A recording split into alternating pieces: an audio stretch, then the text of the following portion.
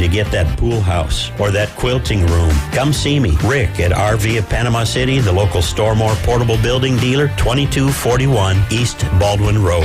Are you tired of hearing 2 weeks when you call to get your boat worked on? Hey folks, it's Chris Kramer with Kramer Marine and Outdoor, and we'll get you in and back out on the water as quick as possible. We're a full-line Yamaha outboard dealer and Suzuki outboard dealer, and we have master-trained certified mechanics on site. So if it's just an annual service, electronics install, trolling motor install, or all the way up to a full repower, we can take care of you. So stop by and see us in the corner of Frankfurt and 23rd next to Bill Kramer GM, or call us at 850-851-0453. Ellis Agency Insurance has been serving Panama City and Bay County for years. They offer a full line of affordable insurance coverage of all types. Many people are attracted to Ellis Agency Insurance because of their friendly, knowledgeable staff. Call independent agent Johnny Ellis for a true comparison of your personal or business insurance. Ellis Agency Insurance at the Old Cullen Insurance location, 1134 Harrison Avenue, across from Dandy Donuts and Deli. Call 763-1627. PCB Hobby, the beach's premier hobby store for sports cards, comics, coins, and trading card games. PCB Hobby carries the largest selection of boxes and packs from the latest releases of brands like Topps, Panini, Leaf, and more. Looking for a specific player or team? PCB Hobby has a wide assortment of raw and graded cards. They carry parallel rookie, game used, and autographed cards in both modern and vintage. Have a collection you want to sell? We buy, sell, and trade. PCB Hobby on Back Beach Road, just east of Florida Linen. Call 850-320-8388.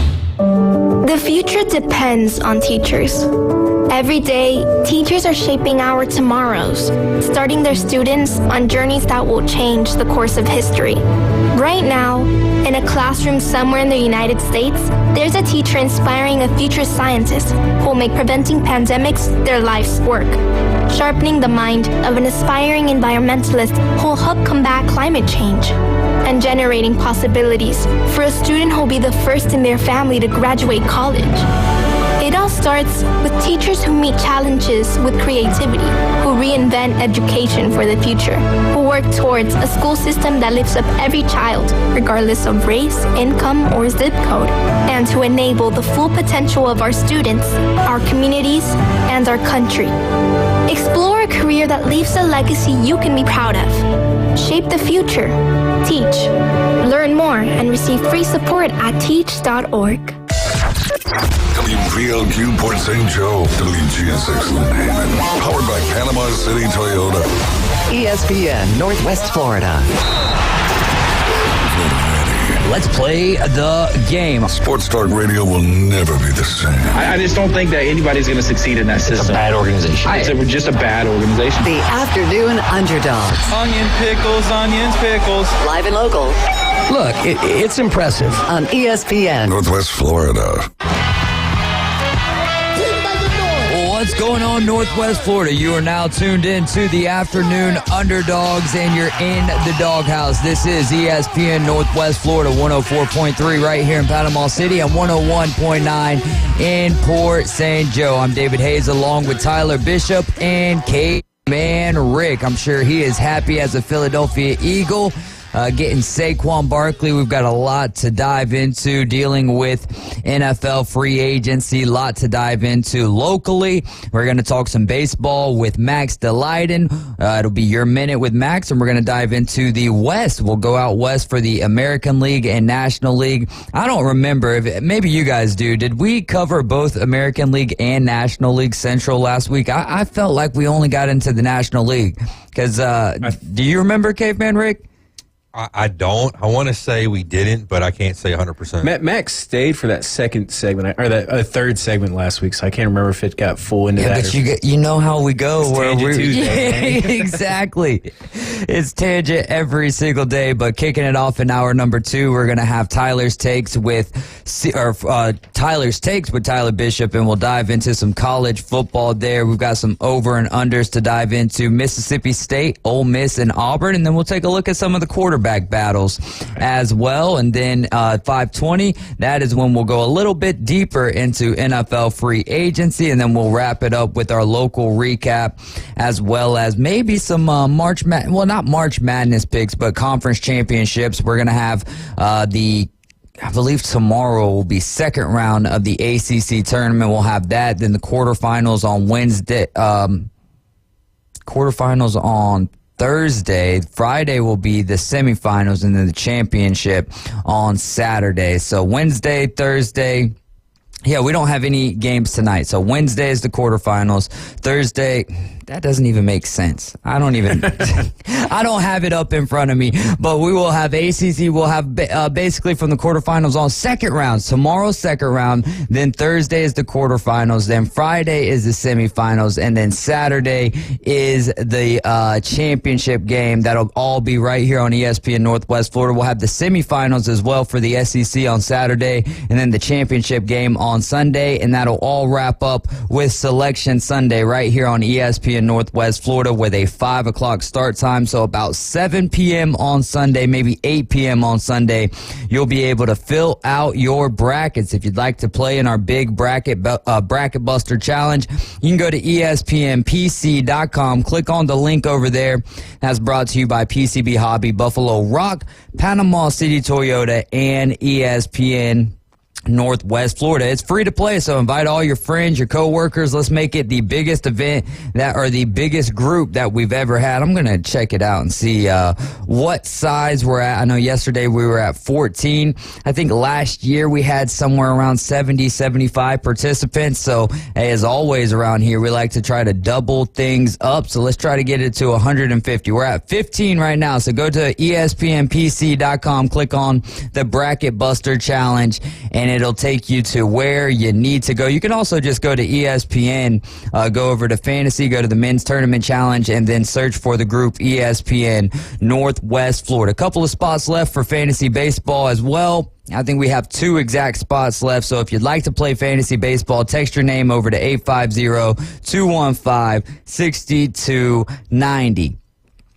So, Tyler, when you first got in today, you had some news to share with us that has to do with one of our local football players over there, South Walton, Pierce Sperlin III, tight end who went to Georgia. What did you hear today?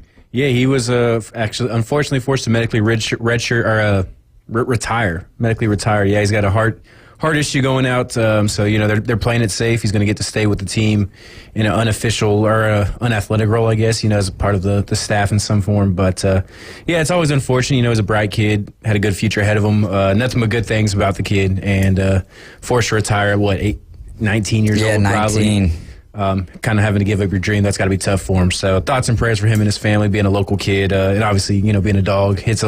It's a little worse for some of us than others, but hope all the best for him going forward. Yeah, it would have been really cool for those in this area who are Georgia Bulldog fans to see someone local kind of try to take that spot that Brock Bowers, that huge cavity that Brock Bowers will leave at the tight end position.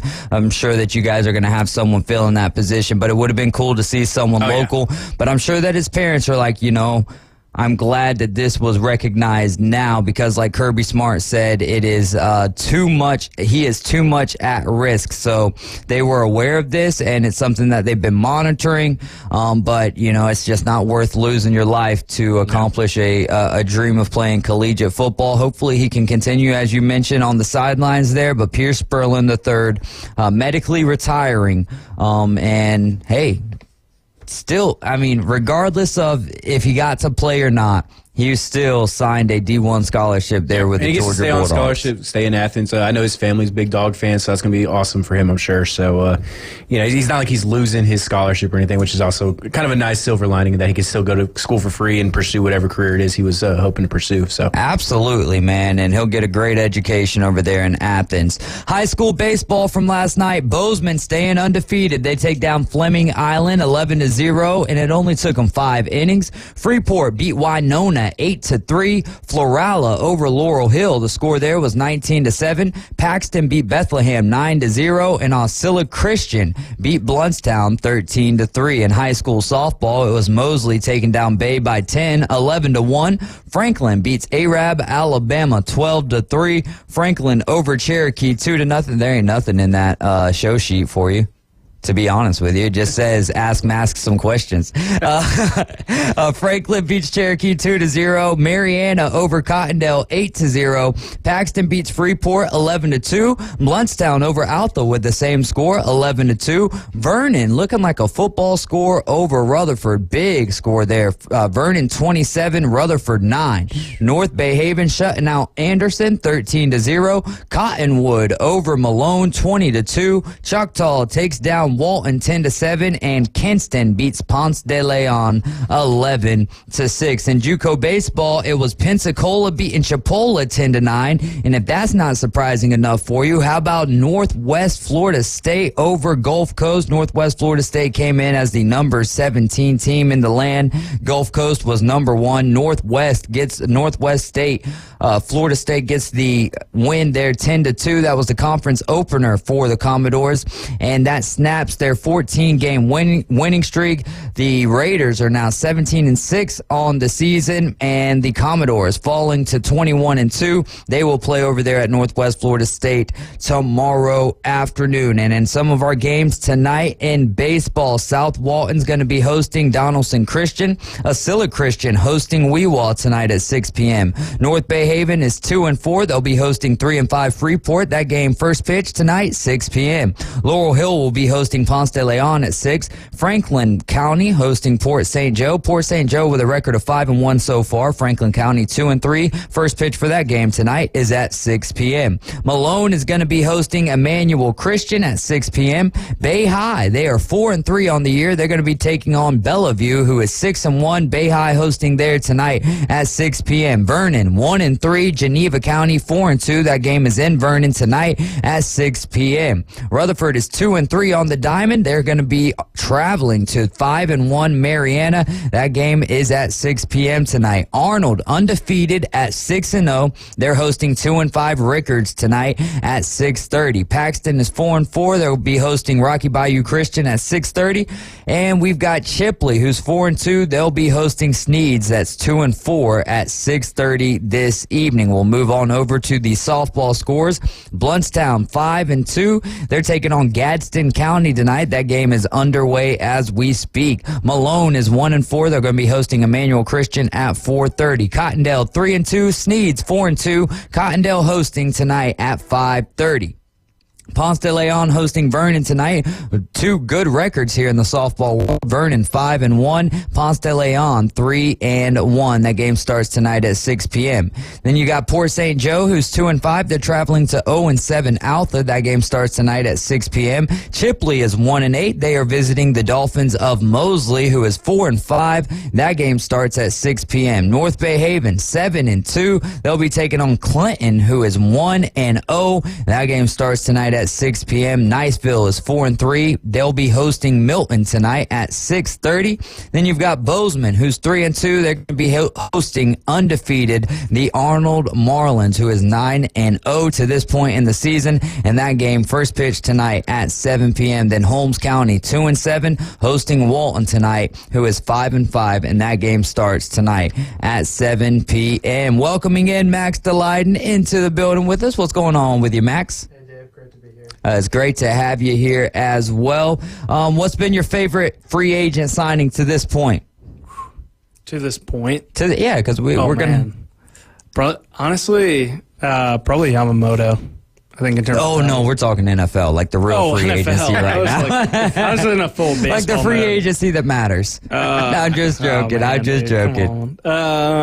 It's been like Madden out there, though, man. Like, it's been super feel like wild. Been, like, bigger names signing. It's been fun. I don't know. It's been kind of different. It's been very like NBA-ish of it, where it's like all the big names are moving and getting paid, or not getting paid. Man, I wish we did the Eckler deal or.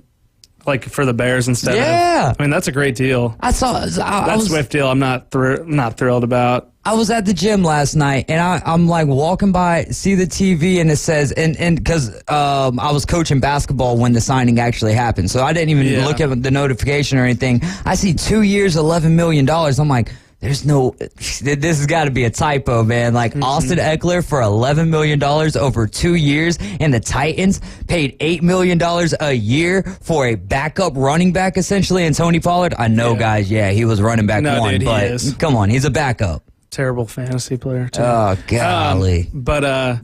Yeah, I would say the Derrick Henry signing was great. I mean, I wish the Bears had done the Aaron Jones one, waited a day and signed him. 1 year, $7 million. I know he hasn't been too healthy, but I'd take that over DeAndre Swift on a 3-year deal.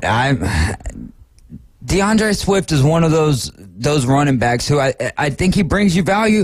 Let's go over to Caveman Rick. Caveman Rick, what were your thoughts on DeAndre Swift as an Eagles fan last year? He had his most successful season, ever in his career. So, I mean, that was good for him. But as an Eagles fan, I mean, maybe we didn't utilize him correctly with the changing of the offensive coordinators, because I just didn't see it consistently game to game that he was breaking it out and making good plays. He accumulated great numbers, but it wasn't a lot of flashy stuff. I think just a lot of hard work. I think he did a good job in Detroit before that as well of getting the Lions down the field, and then it would be better offensive line in Philadelphia than there's going to be in Chicago as well, too. So you have to think about that. And we've already got Herbert. I mean, I don't know. A 5'9" running back doesn't excite me that much. Especially for $12 million a year, something like that? I mean, 13. It was around that 8. Yeah, okay. But still, as of right now, that's top 10 running back money. It's come on, man. Yeah, look what Saquon got record. He got for a running back. Yeah. That is such a... I'm jealous. And look at the offensive line he's going to be running behind now as opposed to what he was with the Giants. Oh, sorry, go on. No, you got it. I was going to say, dude, Tiki Barber's such a loser for going after Saquon. The Giants barely offered him anything, and didn't Tiki leave the year before they won the Super... Or the year he left, they won the Super Bowl, right? But he was also pandering to the New York media on his radio show. He just wants ratings. Yeah, I mean, we're talking about Tiki Barber for the first time ever, right? So there you go. He got his name out there, so he did what he wanted. Dan Patrick had a good line, though. If Saquon's got a problem with him, next time he runs into, say, Rondé, maybe he throws a punch Rondé's way, thinking it's Tiki. Thinking it's Tiki. Yeah, right. There you go. When it comes to the Saquon Barkley deal, the injuries looks like they've less workload in Philly, maybe. Less workload could be. It could be, but it could also be something that because he's going to be with a Jalen Hurts, which Daniel Jones was absolutely mobile, right? But with Jalen Hurts, I think that they're going to involve Saquon Barkley more into that option type offense. So that could be beneficial for Saquon Barkley. It's really going to come down to his health, just like every other signing. But better O-line he's going to run behind. They got better weapons like wide receiver, tight end, better quarterback. I mean, all around the offense is so much better than what the Giants had. I heard someone say today, he's a great leader and a great guy to have in the locker room. We'll see how that pans out, though, right? Because Philadelphia is going to be a different beast, and then you also got to deal with A.J. Brown each week. And, I mean, just from the track record of what we've seen, great talent. But you don't know from Sunday to Sunday if he's going to be a good teammate. Media and fan base, you're going to have to worry about that a lot more than A.J. Brown in Philadelphia, man, if you're Saquon Barkley. Oh, no, absolutely. What I'm saying is if he's that great of a leader, how is that? If he is a good leader, I wonder how that's going to – is he going to be able to rein in A.J. Brown? Because there was dissension on the sidelines, and does that come from Nick Sirianni? Or did that come from A.J. Brown and the disruption between Jalen Hurts and A.J. Brown? What was going on the sidelines? They looked dejected last year, especially in that playoff game. But, so it definitely makes them more explosive. There's no doubt about it that Saquon Barkley makes them more explosive. Winning cures it all, and it's a great deodorant. You guys were 10-1 last year, and winning your first 10 games had nothing to do with, or did not help out in the long run, did it? Things were going good then, and then when that stuff started happening like you were talking about, and we weren't winning, of course it started to perpetuate, and then there was the big Dom kind of stuff on the sidelines with the San Francisco game. So it was one thing after another, a cascading effect of different things, and unfortunately, went the other way. Sometimes you have that stuff going positively for you. Tyler, what was your favorite free agent signing of this free tampering, legal tampering period. Man, I can't wait to see what Derrick Henry does in Baltimore. That's gonna. I mean, that offensive line. You got Lamar Jackson, because you got to account for his, keeping the ball at that point. They still one of the few teams that really utilize a big fullback too. Mm-hmm. Him and Todd Monken. That's gonna be fun. That's gonna be tough. I mean, they've had some rough injury luck or lack thereof in the running back position, especially since they drafted J.K. Dobbins 4 or 5 years ago. Now they haven't had any consistency back there. So if you get the pillar of consistency in Derrick Henry back there, that's. It was 2 years ago that he only played 9 games. But there is if you consider his workload over the last 7-8 years, like he's the pillar of consistency. Led the league in carries last year, second most yards. Like people say, oh, he's slowing down. He had 1,100 yards last year, wasn't utilized correctly at all. They wanted to see about Will Levis, and they gave Tajay Spears 100 carries to go along with that. Like, the man is 30 years old, but he could take all 4 of us and add 8 other people, and he would still outwork us in the gym. That's slowed down as far as his standards, though. Well, I mean, but that's still, you know what I mean? As the Ravens, though, you're okay with that kind of output. As far as running backs go, no, it was still great. But as far as Derrick Henry standards, I think that was a little low. But still, I mean, but see, here's where I disagree, though, because, all right, what was his final game of the season? How many yards did he run for? 153. That was the final game of the season. Now, the game before that, he got shut down by the Houston Texans, though. So the whole thing was, from my standpoint, watching the Titans games, they were more worried about seeing how Will Levis was going to perform and how does Derrick Henry do. And you can even look at his game logs by season, or look at his game logs throughout the season, and it's like first quarter he gets a good amount of yards, second quarter, then third and fourth quarter. Do that same thing with his season, and the more that you run the ball with Derrick Henry, the more you get out of him. Now, if we thought that he was dangerous with Ryan Tannehill beside him, dude, what is the defense going to do? What is the defense going to do when Lamar Jackson puts that ball out there and you don't know, are you about to get ran over or ran away from? Well, and not to mention when he was in Tennessee, people could stack the box because there was no wide receivers, that were dangerous there. Now there is wide receivers that they have to worry about, so they got to keep the defense honest. I mean, I'm going to be an undercover Ravens fan next year. It is not even they got to be the doubt. favorites in the AFC now, I think. I mean... they were still Patrick. It's got to be Patrick Mahomes until it's but you got a long enough timeline. You know what I'm saying? It's been going. I don't know. I mean, they definitely got to be one of the top 3 teams going into the season for sure. But I mean, it's hard not to put KFC in Mahomes there as long as Andy Reid, Kelsey, especially after that Chris Jones now too. Like, it's going to be a formidable team. I don't know. The Jets got Tyrod Taylor. So if Aaron Rodgers goes down, they could be in a better position. But I love the Austin Eckler pick as being your favorite free agent signing. Mine would be Derrick Henry as well. I would agree with that. What you got? I actually also like the Vikings one of Greenard. Was that my Bocek? Greenard? The guy. Greenard. Yeah. I said Greenard. So it could be Greenard. I wanted the Bears to target that and put him opposite Sweat with the D line, but I got a quick. Just reading on Twitter that there was nobody basically at Oregon's Pro Day today for Bo Nix to throw it, except for the Chicago Bears. The Chicago Bears were the only NFL team at the Oregon Pro Day today for Bo Nix. Wow. Interesting. Nice. Definitely interesting. He can back up Caleb. You guys are going to draft Caleb and Bo Nix. Might as well, right? Double dip like if you draft them all, you can't miss. RG3 and Kirk Cousins. Kirk Cousins, yeah. How do y'all feel about that one? I like that, dude. Kirk Cousins, I think, is still criminally underappreciated. It's the same team. I like it, but I think Kirk Cousins is just going to put you in quarterback purgatory where he's going to be good enough to keep you from being a spot to draft like a top quarterback in the draft. Because, I mean, on that team, they probably win the division this year. Yeah. So next year, if they win the division, that's great. I don't know if they're a Super Bowl caliber team with Kirk Cousins. It's the same team. So if you're drafting in the 20s, but you're not a serious Super Bowl contender, is that really where you want to be, though? He said a Kyle Pitts quote, too, where he's like, who's going to wear 8? And all the people on Instagram were just flaming Kyle Pitts. They're like, what have you done to deserve number 8? Someone else is like, you're a tight end. Put on number 80. More than Kirk Cousins in Atlanta, though, so far. That's true. I mean, not by much. You couldn't do it with Justin Jefferson, Jordan Addison, Dalvin Cook, guys like that. Who's the Hawkinson, tight end. C.J. Hawkinson, I mean, like, he's got Pitts, he's got Bijan, he's going to have Drake London, he's going to have weapons again. But, like, if you couldn't do it with those guys in Minnesota...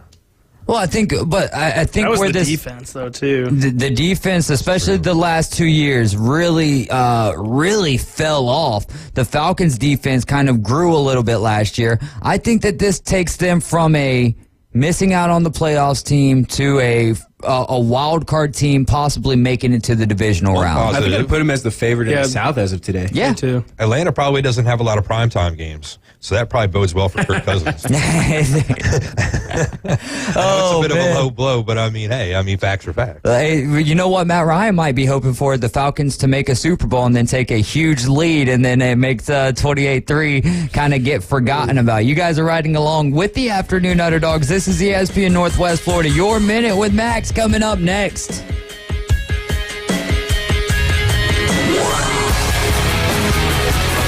ESPN Northwest Florida.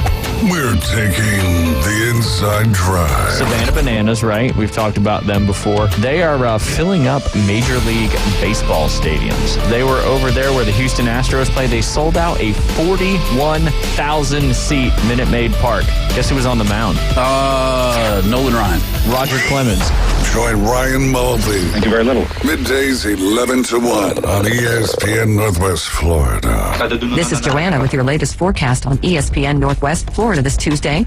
The remainder of the day, mostly sunshine and 68 with a gentle breeze at 10 miles per hour out of the south-southwest. Tonight, partly cloudy skies with lows around 57. Tomorrow, slightly foggy in the morning, but otherwise some clouds and a temperature near 70. Moving into Thursday, about the same with a high of 74 and some clouds. This forecast is sponsored by Mid-South Lumber, the best little lumberyard in Panama City. Thank you for keeping that dial at ESPN Northwest Florida. Rely on it. Hey folks, Chris Kramer with Bill Kramer GM. And the best place to listen to the Inside Drive with Ryan Mulvey is inside a brand new vehicle from Bill Kramer GM.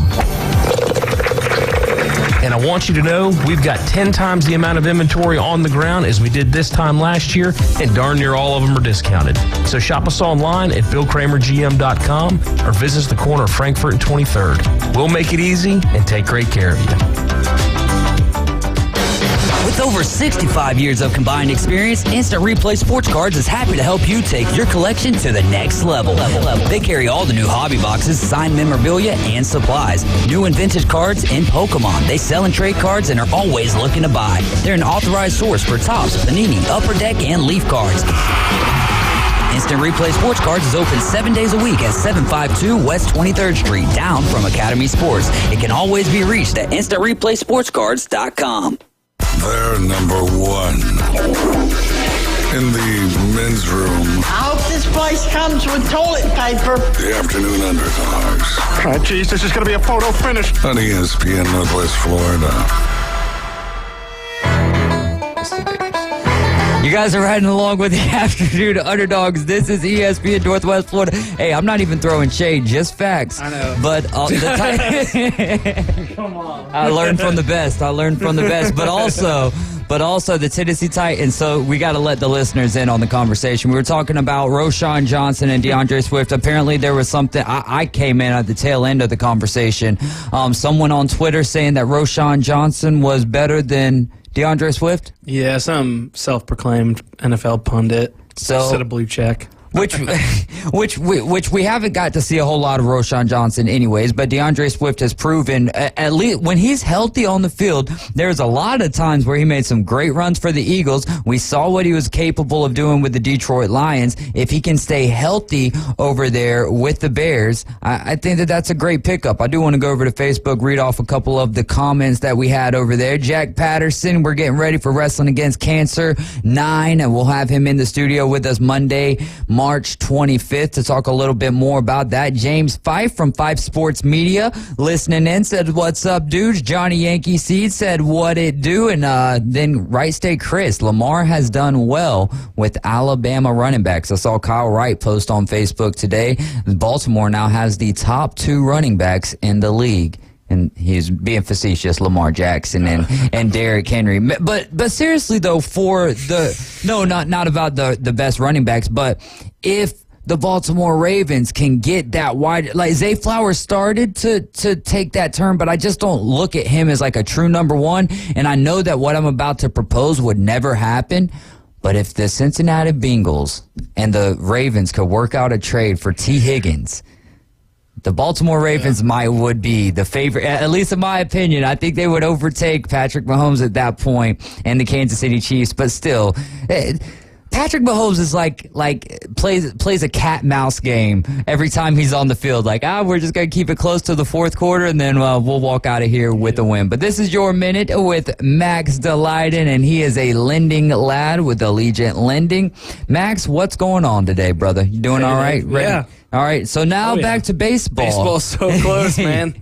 Yeah, man, and some of the big news, Garrett Cole, unlikely for opening day, going to have an MRI on his right elbow. Couldn't happen to a worse program. Hate to see it for the Yankees. Dude, I've got a list of the MLB's top 10 players. I don't know if this is ESPN's list or if this was MLB.com putting out the list.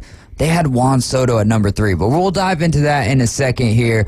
But yeah, Garrett Cole unlikely for opening day, so watch out if you're putting any futures bets on his strikeouts, because here's the other thing is he could only, he's unlikely for opening day, but I heard some other people saying, well, smash the under if he's going to be hurt. They take it off right away. They take, well, it was still available yesterday on the Inside Drive, and I was like, well, They must have changed it then. Yeah. Because there's no way they would just give you that. 200 Like, the books react so quickly. Think about when we find out, like, Aaron Rodgers isn't starting, and then you see the line just change immediately. Yeah, but you off the board. But if they were lazy, if you guys got any comments on NFL free agency, we will just leave those on Facebook or text them to 850-215-6290, and we'll dive into those. But let's go over to the American League. Would you rather do the American League or National League West? Because I have a feeling we're only going to get through one division today. Whew. Let's do the NL. NL? The National League. All right, so let's get into Colorado Rockies. Give you the hardest one here to start with. No, we can't do that. I mean, what was their one big signing? They got Cal Quantrill. That's their big signing? Yes, yeah, we're going to just move on from them. Yeah, that's if you did the Oakland A's, their big signing was Alex Wood. Yeah. Wow, what a fun offseason. We'll get into the win totals. We paid a pitcher as much as we paid our manager. Congrats. All right, let's do this then. What's the most intriguing team? And you can't use the Dodgers there because the Dodgers, with or without Shohei Ohtani, are the most intriguing team. Or they're always intriguing. And there's a lot of questions. I think the Dodgers have a lot more issues than people realize. If they legitimately want to sacrifice fielding for bats in the lineup, I don't know if you've been seeing the Gavin Lux. Yeah, have you been seeing bats at shortstop? It's not good. It's like, oh, is he not good either? No, not at all. So he's a good second baseman, but not a good shortstop. Yeah, and I would say he's serviceable second baseman. Like at short though, it's been bad. Like some little league level bad, like just grounders to short bouncing off the mitt. Do they have a really good right fielder? Because that man is amazing in right field. Why do you sacrifice that? I don't get it. I think they're really trying everything they can to trade with the Brewers for Willy Adames to fill that gap. Because they're in trouble. And it's crazy to think, too, because, they've had guys in and out of there. Trey Turner, Machado. Corey Seager. And that's a big issue for them. And their pitching's still a big question mark. I mean, Glasnow, stud, obviously. But injuries. Yeah, he's glass. Yeah. That's a Frank the Tank joke. And then Yamamoto should be really good. Like, he's very talented, but that's not. But he already has had a rough outing in spring training. But he has had one, and he had a diamond as well. Yeah, and Emmett Sheehan and Bobby Miller are good, but I mean, Gavin Stone might be your fifth. There's a lot of chinks in their armor, if that makes sense. If I was thinking about this the other day, I would probably want to play them in a best of 5. If I were the Cubs and I had to pick between the Dodgers, the Braves, and the Phillies, just because the Braves, Strider, Fried, and then I don't know, who would you go third? Morton? Probably Morton, especially in a playoff situation. Yeah. And then the Phillies, Wheeler, then who? Nola, Ranger Suarez. Yeah, I was about to say Ranger Suarez is going to be playoff Ranger, and especially going to Philly. I mean, say what you want. LA is the least intimidating of those 3 environments too, and I don't think that's that hot of a take, if I'm being honest with you. I don't think it is, because it's far and away Philly's the number one atmosphere, right? The toughest atmosphere. Atlanta's not easy either, though. No, it's not, but still, there's Atlanta just doesn't have 8-year-olds that'll like cuss at your mom. Yeah, flick you off or throw batteries at you. And, yeah, we got those. In droves, Joe. Yeah, which is awesome. So we're a factory. I mean, that's as a Braves fan who's the Braves are starting out the season March 28th. They're at Citizens Bank Park.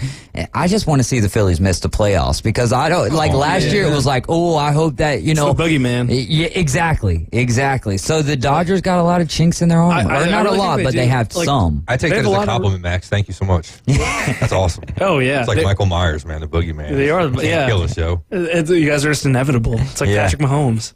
I don't know. I think there's a lot of questions with the Dodgers. I think there's some recency bias to the Diamondbacks' run. They should be really good. Merrill Kelly, Zach Allen, still studs. Brandon Pfaadt, he should. I think he's going to take a huge stride forward this year. He was supposed to be good last year. Wasn't really until the playoffs where he really stepped up. Corbin Carroll's really good too. Is he in my top 10 players? I'm not sure. I think that might be a little bit of a stretch, but we'll see. Yeah. I think it's really naive of them to not, or maybe it's just for the clicks, to not have Fernando Tatis Jr. in there. Like or hate the guy. The guy is a stud. Is that like a power ranking, like for like right now, like in the moment? That's what I'm wondering. Because I'm like, how the hell is he better than he's better than Bryce Harper? Get the hell out of here! No, that's wild too. Bryce Harper. We're gonna dive into this list here in a second. I mean, there's quite a few names I think that are missing off this list. Although I do think Soto's going to pop off this year. You think top 3? All right, let's continue on with our with our divisional predictions, or else we'll never get in. But the Diamondbacks, I don't know. I think they're like good, not great. Yeah. The Padres are going to have a huge fall off. I mean, getting rid of Soto and their big addition, Michael King. I don't know what else. Their rotation, you've got Joe Musgrove, Yu Darvish, Michael King, and then it's kind of questionable. I don't know who else. I think they thought they'd get more guys to move. I think they have a lot of dead weight. I really like Cronenworth. I still believe in him, but I think he might need new scenery. Oh, they got Wandy. Yeah, they got Wandy. Wandy Peralta. Wandy Peralta, baby. They don't have Walk anymore.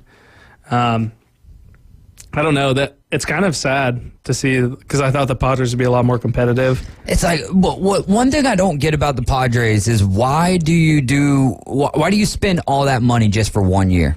Oh, it didn't work out, we're going to go ahead and blow it up. Like, if you're going to spend that money, at least give it 3 years. And I didn't think their Juan Soto haul was really impressive. That's a good point as well. Basically giving them away to the Yankees to some extent. But I would have, especially when you have guys that are still on the roster, I don't see why you didn't try to work it out. But then again, if you didn't think that Juan Soto was going to stick around with you guys, do you think that you get more in the offseason with him, or do you get more right before the trade deadline? Because it really just depends. Juan Soto, the last 2 years, maybe 3 years, first half of the season, struggles, gets in the home run derby, then all of a sudden his bat comes alive. So, all that, and that's, the trade deadline's not until August. So he still had a great year last year, for all things considered. Like, he was still playing at a pitcher's park at 39 homers. He's not a bad player by any means. No, no. The only knock really on him is that he's got a squirt gun arm and he's not a good fielder, which it's kind of weird to see for a guy who's so talented at baseball. Do you think that Corbin Carroll will have a sophomore slump? Right State Chris asked that. That's a good question. I think the expectations for him are so high. Him and Bobby Witt Jr. have like astronomical expectations. I think Bobby Witt will live up to it more than Carroll. Because less expectations, being that he's with the Kansas City Royals and won't have as much exposure? I just think I think he might be better. I don't know. Okay. It's really hard to tell because Corbin Carroll has such a smooth swing. So does Bobby Witt. But Corbin Carroll, he'll probably put up a higher slash line and everything, but the expectations for him are just so high.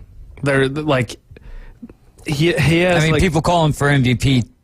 Yeah, so that's his sophomore year. Yeah. And like, it's kind of similar to the pressure that's on, like, say, Jackson Holiday, because he's almost shot up so quickly. And Corbin Carroll, too. Like, he's way ahead of guys who were in his class, like the Jordan Lawlers, the Marcelo Myers. Like, they were all supposed to come up together. They called up Corbin early, and he just delivered. So it's tough. I think he's a stud, but I think, like, the expectations are just way higher than what might be realistic for him in a sophomore season. Yeah. Especially with the pressure that comes now going to the World Series. I don't know if the Diamondbacks can put it all together again, but it'd be fun to see. It was cool to see a run like that. Well, and we've had Sam Peoples on, who's the host and creator of the Braves Dugout podcast, and he kind of expects the Diamondbacks to take a step back, just in the sense that later in the year, in the last 5-6 weeks, they had a lot of luck that helped them too. And the Cubs are one of the factors. Seiya Suzuki is one of the factors in why the Diamondbacks even made it into the playoffs to begin with, because if he catches that fly ball against the Braves, well, I mean, facts, man, facts. I know. When I saw him playing the outfield the other day, I thought of that, and I was like, dude, come on. They had a negative run differential and made the playoffs. Yeah. Exactly. Like, I think they're like an 86-win team. I don't think they are World Series aspiration good this year, but anything can happen. But then again, the NL West could be a little bit easier to navigate through this year, because it's the Dodgers, and there's chinks in their armor now, so that, maybe they give up a few games there. The Padres are nowhere near as good as what they were last year, at least on paper. Colorado Rockies are the same as every year. Maybe Chris Bryant hits a few more home runs this year, but outside of that, Freeland's still just there. And then the Giants made some moves, but are they really going to be improved? So what's your thoughts on the Giants? The Giants are just like, I feel like they're the same team and makeup every year. I think they're like an 83-win team. Yeah. And just like one of those teams, like, you don't want to draw them in a series because they're annoying, but they're not a threat at the same time. How long has it been since the Giants won the World Series? Because this is about 10 years. Was it 2011? I want to say 2012 or 2013. I'm looking it up right now, but it's about time for them to be due for a World Series, man. But they don't got no Buster Posey over there, so. How does the division play out, Max? How does it play out? Give me 1 through 5. 2012 for the Giants. 2012. Marco Scutaro, that's a name. Game-winning RBI to sweep. Sorry, what were you saying? Oh, name them 1 through 5. How does it fall out? Yeah. You're going with the Rockies 1. All right. Yeah. NL West champs. The Rockies and A's, 2 fun teams. I'll go Dodgers, and it's going to be pretty paper. I'll go Dodgers, D-backs, Giants, Padres, Rockies. I think I could see the Padres selling off more at the deadline. AJ Preller's just such a wild card. The coach prime effect rubs out on the Rockies here. They took it personal. They coming, right? I'm stuck in between the Dodgers. Not the Dodgers. The Dodgers are going to win the division for sure, but between the Diamondbacks and the Giants, it could go either way. It just depends who stays healthier. Right. Because there's not much depth. Well, and then how often do we see what happens at the deadline really starts to affect that second half of the season? Because you get guys, when you take guys from losing teams and then put them on contending teams after they've played a whole season, and it kind of reinvigorates them. I mean, you see it all the time with the Braves, guys who just weren't hitting all that good. Jorge Soler, which, not that he wasn't hitting good, but he was with the Kansas City Royals that year and then comes over to the Braves and then all of a sudden starts mashing. Then he gets into the World Series and hits them out of ballparks at that point. Yeah, I know. I miss him in the Cubs jersey. I mean, for me, the Diamondbacks are ahead just because I think Gallen, Merrill Kelly was really in the Cy Young hunt until he got hurt. I was bummed for him because he's kind of old school and goes the distance a lot of the time. And then Brandon Pfaadt, I just think that 1, 2, 3 is better than the Giants, and that's the only reason I lean them. Diamondbacks are probably going to have unrealistic expectations after what happened last season, too, along with the fan base and everything. So are they going to be able to handle the pressure? Last year they were like an upstart and they weren't supposed to be there. Now it's kind of like you are supposed to be there. How are you guys going to handle that? That's where I'm at, and that's why I think I got the Giants ahead of the Diamondbacks, but we'll see how it all plays out. They just got to go back to their original colors, too. Like in the Randy Johnson, Luis Gonzalez. Yeah, the purple and the teal. Those were so cool. Won my third grade youth championship as a Diamondback. It's not like every team in Major League Baseball is wearing red and blue or black. You know what I mean? It's, oh my goodness. Yeah, the purple and the teal is the way to go, which they do don those uniforms throughout the season a little bit. Gray and maroon is horrible. Yes, I'm right there with you. I'm not a big fan of them. And who approved that? We need to find out. Need more snake. We need answers Lots on more this. snake is what they need on that uniform. Why not? You got, your mascot's a snake, man. Do something with it. Like the original D-backs and Rays were so nice. All right, we've got a special surprise here from Coach James Hale. Here you go, Coach. I love you too, Coach. He's coming to pick up something. All right, you guys, we're going to go ahead and ride to a break. You're riding along with the Afternoon Underdogs. This is Quick Timeout. We'll be right back.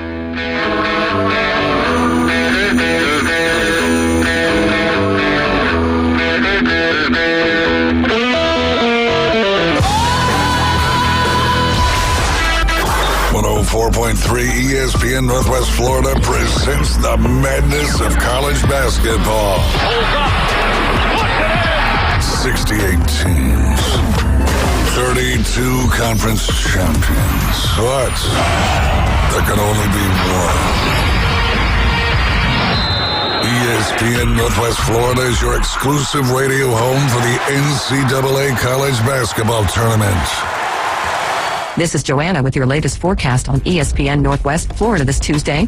The remainder of the day, mostly sunshine and 68 with a gentle breeze at 10 miles per hour out of the south-southwest. Tonight, partly cloudy skies with lows around 57.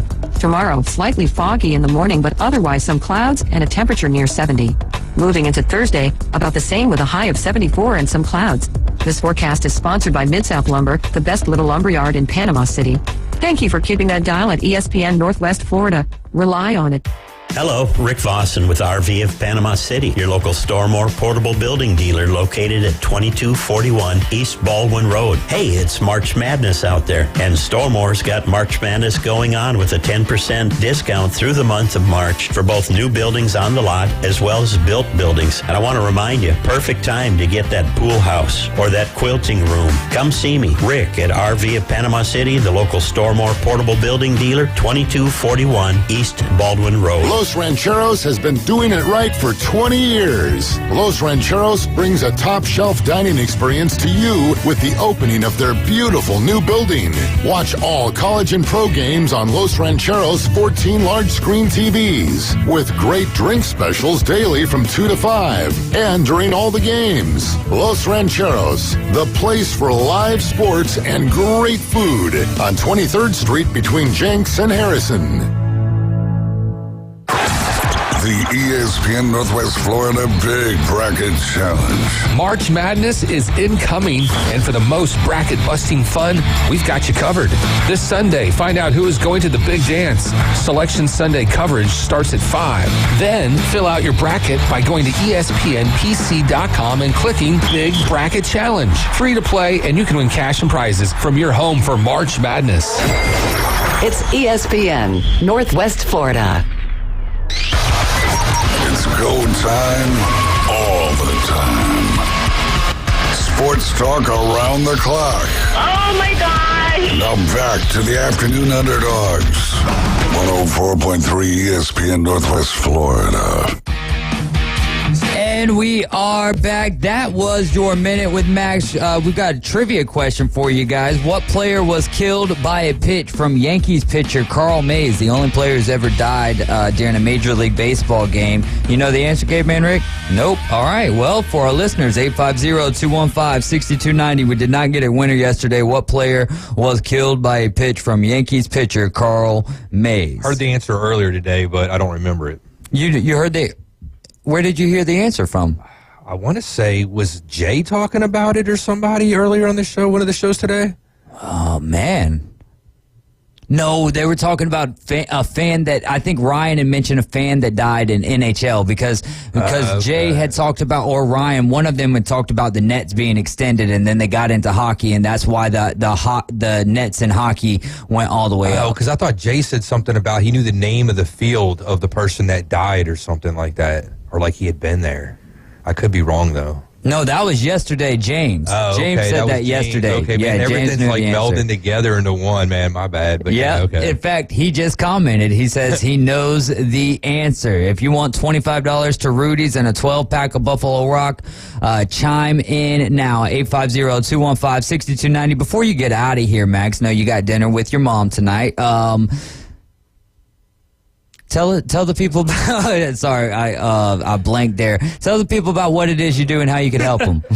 Well, my mom's out in Inlet Beach. Mortgage lending over at Allegiant Lending Firm, single-family homes, condos, 850-565-1160. Happy to help anyone. A lot of listeners who have financed through us who didn't know it was me, and then they put it together and emailed me during the show. Hey, how about that, man? That's some cool stuff. Outreach of ESPN. Maybe Allegiant should hop on and be a sponsor. So again, if you want to text me your boss's number, I'll send you Bill's number. Yeah, there we go. We can make something happen. We'll make it happen. He makes the decisions. He's got the money. Yeah, no doubt. Either one of you guys watch UFC 299?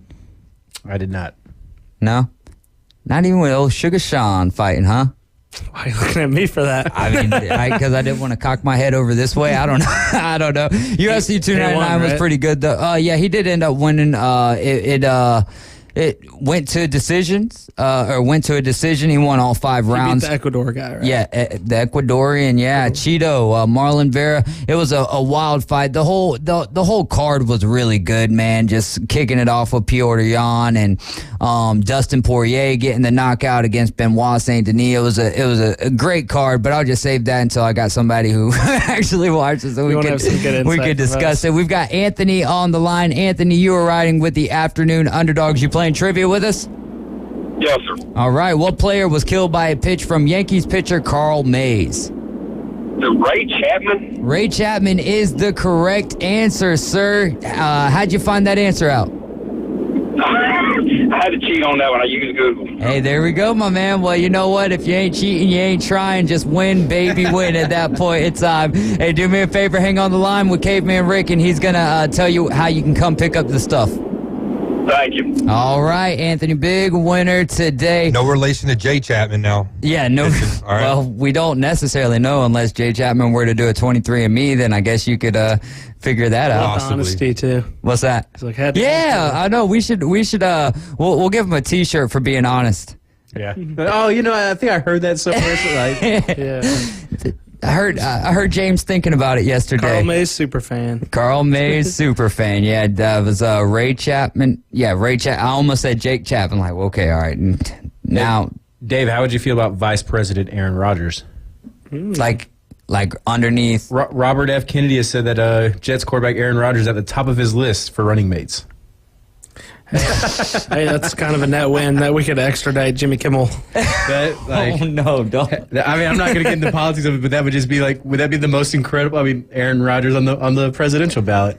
But the thing is how is he going to be vice president and play football? I mean, very carefully, I guess. I don't know. I mean, look what we got right now.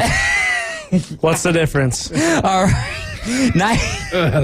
Anyway, 1903 on this day, the New York Highlanders,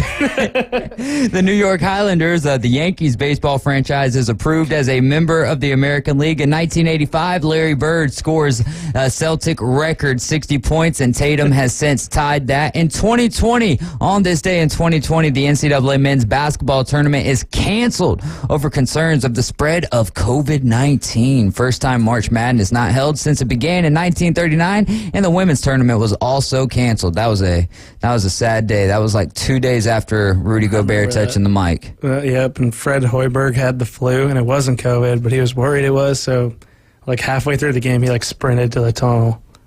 It was when Indiana was playing. I just remember because we were in 11 seed, and that was when the Big Ten was good, and we were going to have 11 teams in the tournament. Yeah.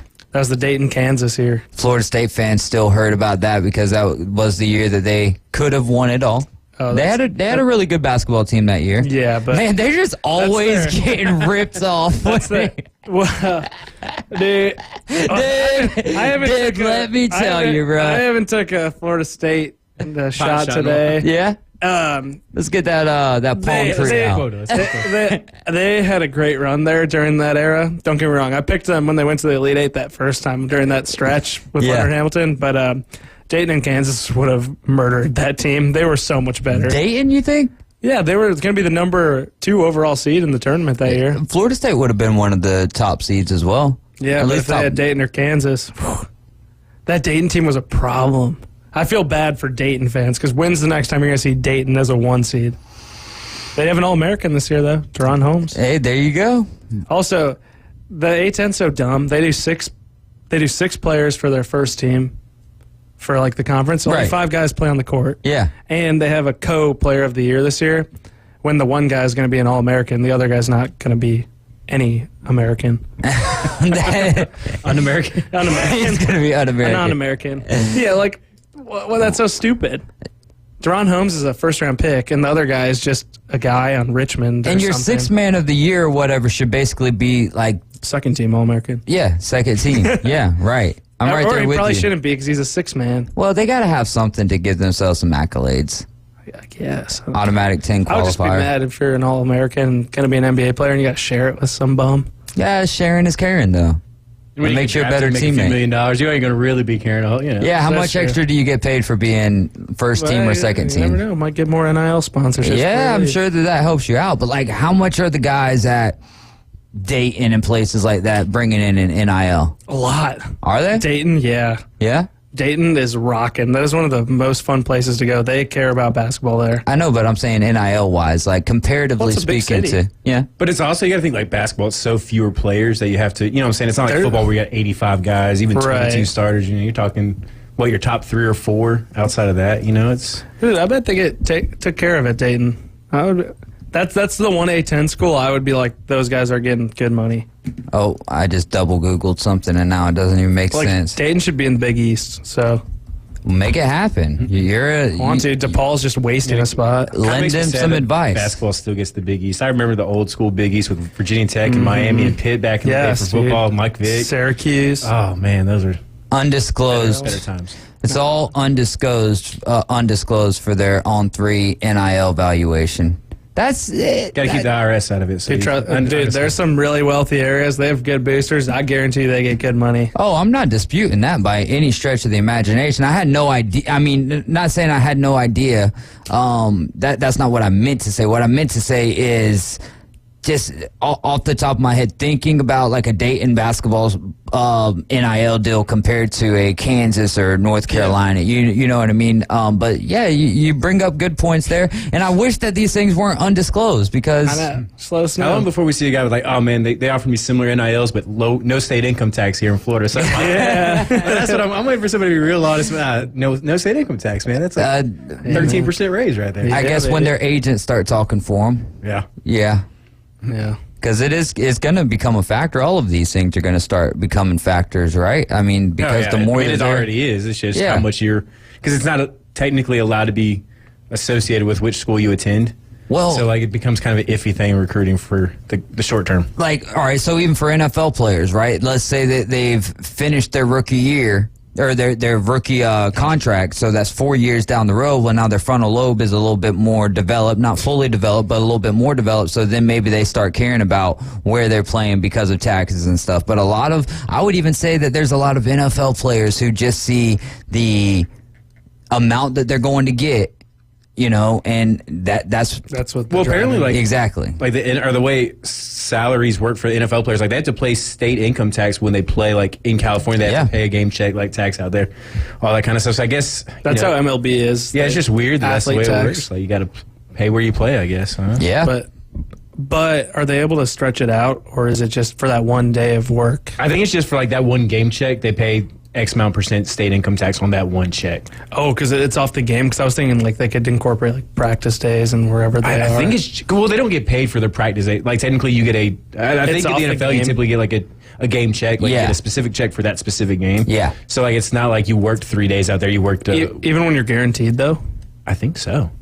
I think it's just like check by check. That's just interesting. I'm not going to swear to it 100%, but I believe like they just get paid basically one check per game, and then that's how like the taxing works on that part is they get paid for that 1/17 of their salary, I guess. I wish I how it knew works more out. I'm about not 100% sure how the postseason and all that works as far as game checks and all that good stuff. I would imagine the game check. Oh, Super Bowl's postseason in California. Crap. Yeah. And if you hit an incentive and you're playing in California, does your incentive kick in California? Do you now have to pay tax on your incentives? I don't know.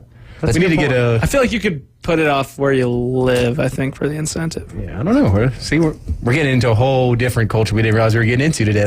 Well, you already know how it goes. Postseason money for wild card and divisional playoff games isn't that much more than the weekly earnings of a player. So if they were making $750,000 first year player minimum salary, $338,000 is the maximum a player can make in this season's playoffs from his current team. So they still get paid in the postseason. And wow, some of these deals too make me realize how stupid NBA money is. Like when you see what Saquon's getting, like Alex Caruso makes more than Saquon Barkley. But he's also paying what, almost 4.5 times as many games. Yeah, but so if you're talking like checks per game or money per game, that's almost like the pounding on your body. Well, versus that's fair too. Yeah. Right. I don't know. Like Otto Porter retired today. $151 million career earnings for Otto Porter.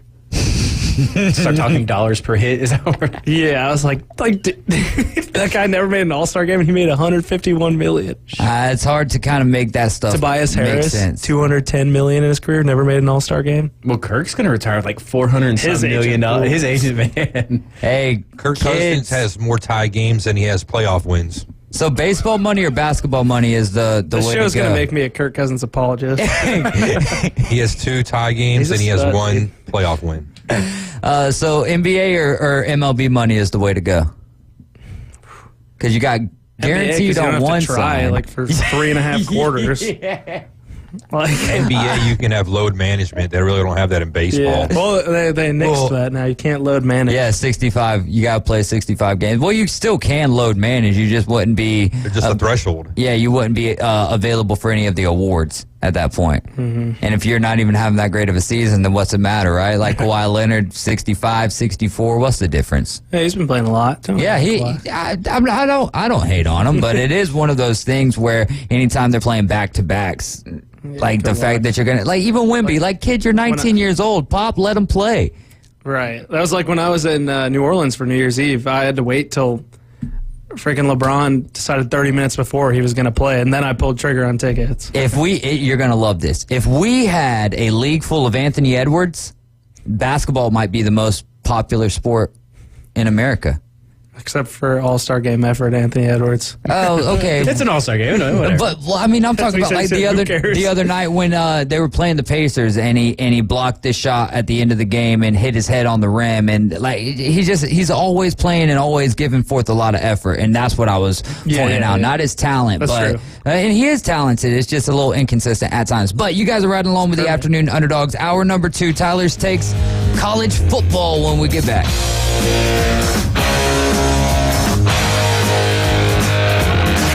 ESPN Northwest Florida. It's the Coach James Hale Show. You both talking about allergies? We're talking about Michigan. We're going Ohio in on State. Michigan, man. What's going on? What is here? wrong with you guys? He went out there and warmed up on his own. Oh my God. In uniform. Yeah, and Jimbo couldn't get him off the field. They had Andy Burcham. Andy, how you doing today? I am boycotting this show today. Weekday morning 7 to 9. ESPN Northwest Florida. Good evening. This is Joanna on ESPN Northwest Florida with your forecast on this Tuesday. Partly cloudy skies tonight with a very light wind, and look for the low to be 57. Tomorrow morning, there will be some clouds and slight fog with the temperature reaching 66. A variety of some clouds and slight fog in the afternoon and evening with a high of 70. This weather is brought to you by Earthworks of Northwest Florida. Thank you for listening to ESPN Northwest Florida. Rely on it. Are you tired of hearing 2 weeks when you call to get your boat worked on? Hey folks, it's Chris Kramer with Kramer Marine and Outdoor, and we'll get you in and back out on the water as quick as possible. We're a full-line Yamaha outboard dealer and Suzuki outboard dealer, and we have master-trained certified mechanics on site. So if it's just an annual service, electronics install, trolling motor install, or all the way up to a full repower, we can take care of you. So stop by and see us in the corner of Frankfurt and 23rd next to Bill Kramer GM, or call us at 850-851-0453. PLQ Port St. Joe, WGSX Lynn. Powered by Panama City Toyota. ESPN Northwest Florida. Are you looking for a place to take a leak? Do you have a truck, tractor, or other hydraulic equipment leaking or not performing as it should? At Reliable Hydraulic Solutions, we can get you back to work. Do you have a busted or leaking hose? We can typically replace them while you wait. Hydraulic cylinder or pump needing repair? In many cases, we can have it back to you the next day. Reliable Hydraulic Solutions, 6840 Highway 77 in Southport, just south of Tractor Supply. The best place in town to take a leak. Doing what other stations can't. The Afternoon Underdogs is live and local. 850-215-6290. When you've completed dialing, listen for the ringing signal. 104.3 ESPN Northwest Florida. And we are back for hour number 2 of the Afternoon Underdogs. You guys are listening to ESPN Northwest Florida, 104.3 here in Panama City, 101.9 in Port St. Joe. And we're also streaming live on Facebook, on YouTube, and on Twitter, all at ESPN Northwest Florida. Don't forget to go over to ESPNPC.com and click on the Big Bracket Challenge. You can play the Ultimate Bracket Buster, and you can win some cash and prizes. Tune into Selection Sunday. Coverage starts at 5 o'clock right here on ESPN Northwest Florida. And then right after Selection Sunday, you can then fill out your brackets. Go to ESPNPC.com. Click on the Big Bracket Challenge. Invite your friends and your coworkers. That's brought to you by PCB Hobby, Buffalo Rock, Panama City Toyota, and ESPN Northwest Florida. It's Tyler's Takes going up on a Tuesday, and we've got his brother in the building with us, Tho Bishop. What's going on, Tho? Hey, glad to be here. Great to have you, man. Always great to talk some NFL draft with you. But before we get to the draft, we've got NFL free agency. We'll dive into that at 5:20, and feel free to dive into some of these quarterback battles and your thoughts on some of these over-unders for college football. But is there any big news in college football that is something that we can't miss today? I mean, nothing. Saban with Congress trying to get some NIL and everything reform. I saw something of what was it? Ted Cruz. Him and Ted Cruz were testifying before Congress trying to work on some legislation. You think they make any headway with that? It's going to be difficult. The entire swing now is purely into a Wild West setting on the landscape. I don't see a lot of moving right now to rein that in. And unfortunately, people, and this is one of the points that was made by, I think, the Alabama AD, is that's going to be the non-big sports, the Olympic sports, the women's sports are going to be the ones that are suffering the most from this. So it's a sad state right now where college athletics is. Government's trying to find out how they get their tax money. Well, I mean, he ain't wrong. Oh, man. What do you think about Aaron Rodgers possibly being the vice president candidate for RFK? Oh, well, I appreciate the joke that Max shared earlier that it can only a matter of time before Alex Lazard and Randall Cobb end up in the administration. But, hey, I'm all in favor of more athletes out there getting into it. Yeah. What did Jordy Nelson be the number one guy? Was that his favorite wide receiver? David Bakhtiari. Yeah. Packers released him, so you got to think the Jets will be working out something with him unless he ends up in D.C. He can play for the Commanders, right? There you go. Hey, that's exactly how they could split time. The Jets could just make a trade with the Commanders, whatever happens, and then just send him over there to Washington, and he'll be at home all the time. Mississippi State coming in with a 4.5 win total. Let's pull up their schedule. I'm sure you've already got it going. What are you excited for when it comes to Mississippi State football? What do they have anything to look forward to this year? I think if you're a Mississippi State fan, you got to be excited. Just a new changing of the guard. Jeff Lebby coming over. Had some success with Lane Kiffin being his offensive coordinator, then having some success out in Oklahoma with Brent Venables, with Dylan Gabriel. So you assume that a guy like that is going to.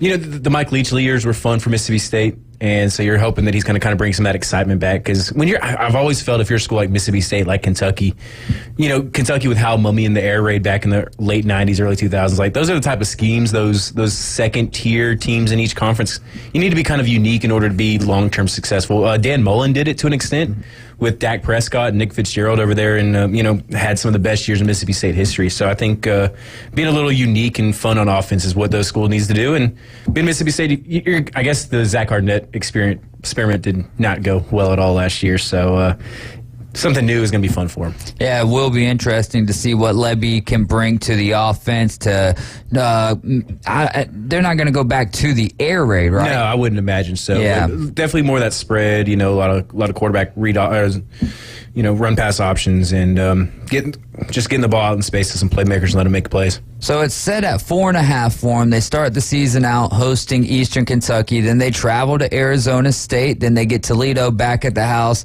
hosting Florida. Then they're on the road to Texas and Georgia. That is a terrible back-to-back. Then you get Texas A&M back at the house, Arkansas at the house, UMass at the house. Then you travel to Tennessee, get Missouri back home, and then the Egg Bowl, which they're on the road for. So do you see more than 4.5 wins? That stretch, though, between Texas and Georgia is going to be a nightmare. Even getting Texas A&M back at the house, but back-to-back weeks on the road. Oh, they do get a bye. They get a bye in between that. I mean, you got to figure Eastern Kentucky, Toledo, and UMass are wins for them, so that gets you to 3.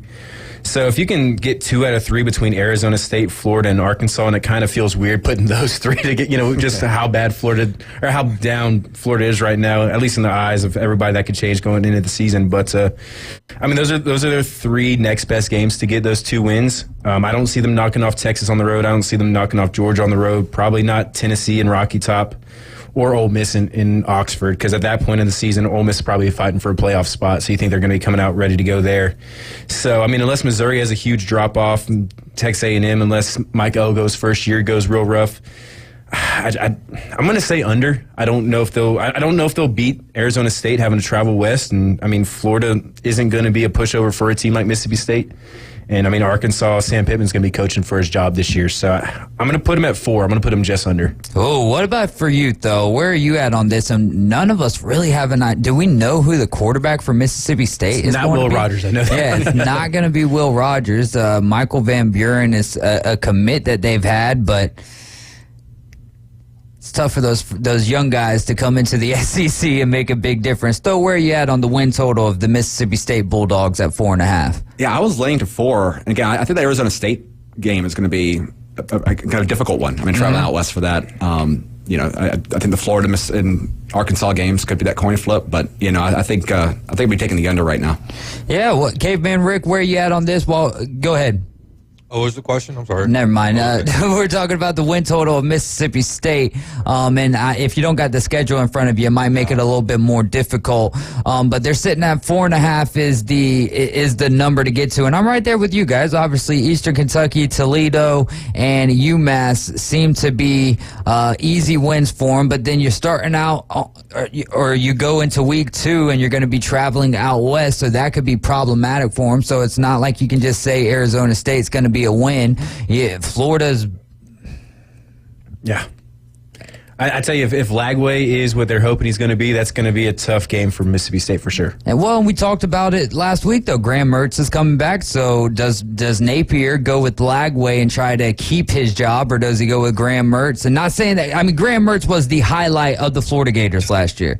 He was the highlight of the Florida Gators last year. The best thing that they had going. But when you've got a guy coming in like DJ Lagway, do you throw him to the fire and just, hey, this is the direction we're going, or do you go with what you know works for the most part? But the defense, if your defense ain't working, you're not gonna. It does not matter in the SEC. So I'm kind of right there with you guys. 4 is what it looks like for me, especially at. I could say if we were sitting at 4 and that being the number, it's hard to even say that they're going to get 4 wins. Yeah. Because the 3 that's sitting there right in front of you, all right, we can give you that guaranteed, but not knowing who the quarterback. They lost the other ones. Yeah. They did get a guy from, looking it up, Blake Shapen from Baylor. Oh, from Baylor, so he started 23 games, so he's got a little bit of service experience. So that may be easier for them. I don't know how similar the offense at Baylor is to what Lebby runs, but like I said, if they lost every other game besides those 3, I wouldn't be super surprised. Because Arizona State, they do have, was it Dillingham, the former Florida State and Oregon offensive coordinator. They had a up and down first year last year. And they got the quarterback that initially was supposed to go to Florida, Rashada, right? Oh, yeah, so, they do. So they may be a tough out over there in Tempe week 2. Yeah, maybe they have like some sort of a Arizona type season. No one was expecting Arizona to have the run that they had last year. We'll move to Ole Miss. Theirs is a little bit higher, and they've got a lot better of a roster over there. And also interesting to note, I don't know if you guys know this or not, but Zach Arnett, who is the head coach for the Mississippi State Bulldogs, going to be on that Ole Miss staff. So I think that adds a little bit of intrigue to the Egg Bowl. But Ole Miss starting the season out hosting Furman, and then they get Middle Tennessee, then they travel to Wake Forest, and then they get Georgia Southern, and then the season gets for real for them at that point where they're going to be hosting Kentucky. They travel to South Carolina, then they're on the road in Death Valley taking on LSU. They get Oklahoma at the house, Arkansas on the road, then they get to host Georgia, travel to Florida, and they wrap the season up against Mississippi State. So what are you thinking for Ole Miss here? 9.5 being the win total for them. I like over. I mean, if you're looking at even if you want to count Georgia as a loss, for sure. Like, just go ahead and mark. I mean, I'm not saying definitely, but if you want to play that game, mark them off as a loss for sure. But I mean, their next 2 toughest games are Oklahoma at the house and at LSU, which LSU's replacing a lot of that offense, and that defense was awful last year. It's going to take a lot for them to become even, above average. But I mean, outside of that, Kentucky, South Carolina, I mean, we just talked about Florida and Arkansas and Mississippi State. I mean, none of those games, if you're an Ole Miss fan right now, should be super troubling for you. So, I mean, if they go 10-2 at worst, I wouldn't be surprised. Yeah, I mean, it's hard to see a second loss on that schedule. Where are you at on this, though? Yeah, I think they have one of the best rosters in the SEC. I'm not particularly worried about Oklahoma. I know it's a big program coming into the conference, but, I think they're going to be favored against them. LSU, we saw that last year. I think that they're going to have to, they're reloading a team. It's going to be stacked with talent, but I don't think that's a lockup by any means. And so if they go, win one of those 3 games, adding in the Georgia to the mix, which I obviously I do not see happening, that's a 11-1 season. I think that's, I think there's some baking in there the assumption that like Kiffin can't be clutch into it, but you look at the last few years, I mean, they've taken care of the games that they're expected to take care of. Mm-hmm. He always struggled against Saban. He had a bad year last year in Athens, but Saban's not on the schedule anymore. That's a very good point. And now, they don't even play Alabama at all next year, which has got to be weird for Alabama and Ole Miss fans. Haven't played every year for yes, it is 30-something years, if not more. So expansion and growth is not always the best. But, it definitely changed. And it's weird, too, just kind of seeing multiple East teams. Yeah. It's just not like your standard quo. Like, here you've got 2 SEC East teams that you're going to play. No, you just take the East and the West and you throw it out the window. I mean, for Ole Miss, they're looking at 4 teams, I think, from what used to be the East with Kentucky, South Carolina. You got Georgia and Florida. Georgia obviously going to be the class of the SEC. But honestly, I could see a rematch of that November 9th game in the SEC championship between Georgia and Ole Miss, and it's still going to be hard for Ole Miss regardless of what we're seeing on paper, because they're not just stacked and loaded with 4 and 5 stars. And with Texas and Oklahoma coming to the SEC, I think that this would have been a time if Texas and Oklahoma weren't coming to, specifically Texas, not as much Oklahoma, but this would have been a time for Ole Miss to be able to capitalize on Nick Saban leaving Alabama. But instead, I do think that they have a great season, but I don't think that they can be on the same field for 60 minutes with the Georgia Bulldogs. See, it's going to be real interesting with, Ole Miss and Texas not playing next year. Georgia plays both on the road, but, I mean, you could end up a scenario where all 3 are 11-1, and how does that tiebreaker work out now? That is a good point. I don't think so, though, for Texas. I mean, probably not. But it's kind of like what we were talking earlier in the year, the ACC, that North Carolina, Louisville, and Florida State all didn't play each other. Obviously, it ended up working itself out. But I'm just saying, like, I'm interested to see how some of these hypothetical tiebreakers end up working out if we do get to those points. Because, like I said, those are probably the, on paper, 3 best teams going into the year in the SEC.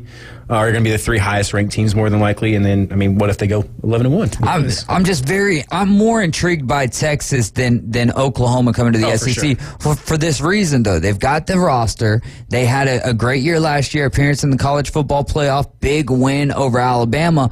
But if you look at the box scores of those games and you look at the scores, you're like, they were kind of struggling down the stretch, and now you're in a different beast. It's not the Colorado. Well, they weren't playing Colorado. It's not the Iowa States that you're going to be playing down the stretch. I mean, you still got your Mississippi States and your Vanderbilts that you'll be able to go up against, but it's way more closer to any given Saturday in the SEC than what it is in the Big 12. So I'm curious to see how they're going to react to that. That's why I'm more intrigued by Texas. Not as much. They're also expected to be more of a contender year one too. So I mean, especially with Ewers coming back, if it wasn't for that, then you could expect them to take a bigger setback. But Ewers coming back is huge, just like Beck coming back to Athens. If it wasn't for that, we would see Arch Manning in the college football game coming up. How about those Auburn Tigers? Might have one of the most favorable schedules in the SEC next year. Their win total sitting here at 7.5, but they still haven't got the quarterback position rooted out.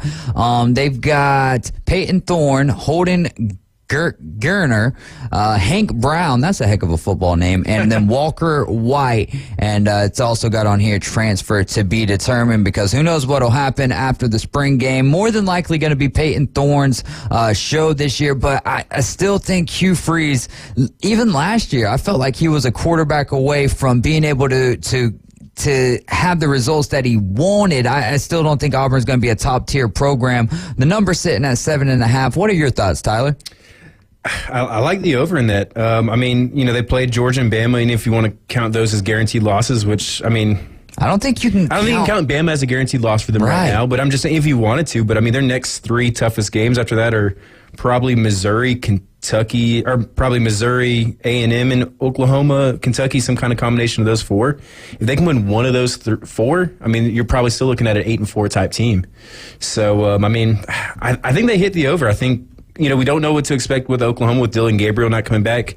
Kentucky and Mark Stoops can be so hit or miss. Missouri loses a good bit, but they do bring back their quarterback, Brady Cook, and Luther Burden, so they'll be tough. And like I said, we don't know 100% what to expect out of Mike Elko this year in Aggie Land, but I'm going to say Auburn hits barely over at 8-4. Where are you at on this, though? I'm leaning that way, but I think Hugh Freeze better be over 7-5. This is what they brought him in to do, is not go 7-5. I mean, the schedule's set up nicely. I mean, Missouri's going to be a good team. I think they're right in the tier below. Again, we still have the questions with Alabama. Texas A&M is going to be fascinating. I mean, their offensive coordinator, bringing in Colin Klein. I think he's a great offensive mind. We know they've had talent in the past; they just haven't been able to execute. So, there are some of those middle tier interesting programs there. Oklahoma you can throw in within that mix, but if you can't win at this point, if you can't get to 8-9 games with a schedule that doesn't have that if you can't be competing with those tier of programs at this point, Hugh Freeze, the Auburn faithful is not a particularly patient bunch, but I think they've got the quarterback situation is a big wild card, but I think they can they should be able to get it at least to 8. Yeah.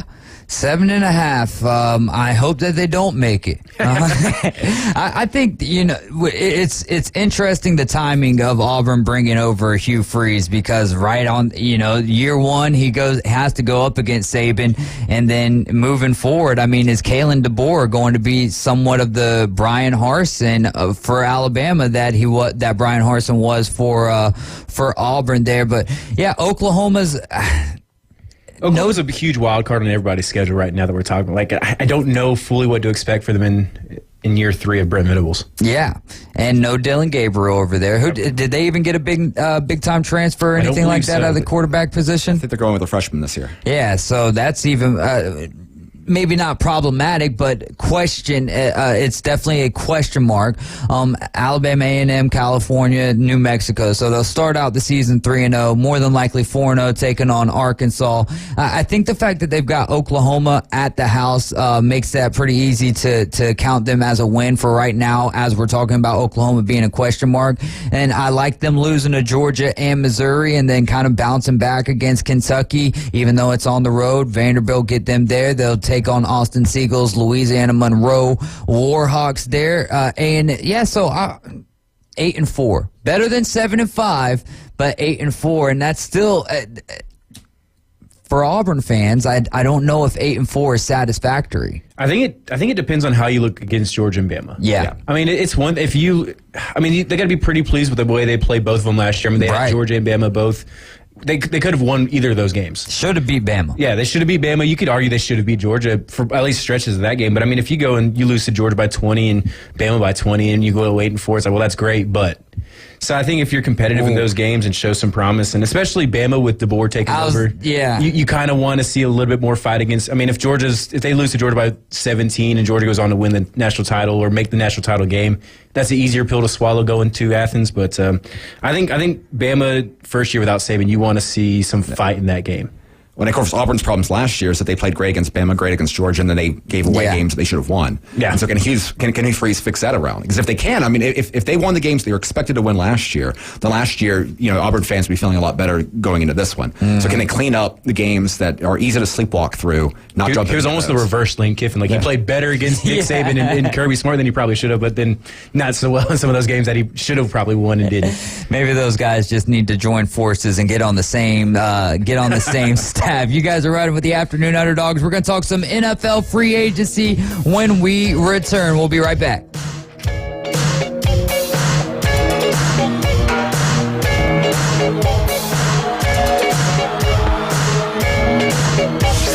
ESPN Northwest Florida. Colin Cowherd. So I saw this over the weekend. There's a lot of talk about the Dak Prescott extension. Here's what I noticed with the Cowboys over the weekend. Tyron Smith, left tackle.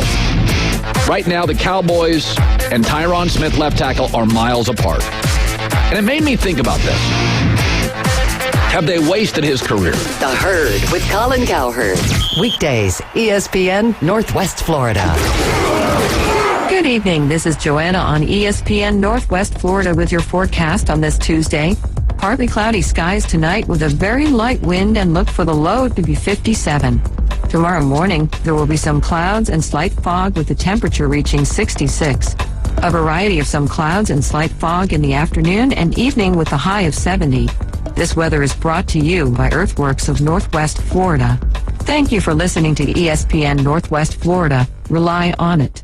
Hello, Rick Vossen with RV of Panama City, your local Stormore portable building dealer located at 2241 East Baldwin Road. Hey, it's March Madness out there, and Stormore's got March Madness going on with a 10% discount through the month of March for both new buildings on the lot as well as built buildings. And I want to remind you, perfect time to get that pool house or that quilting room. Come see me, Rick, at RV of Panama City, the local Stormore portable building dealer, 2241 East Baldwin Road.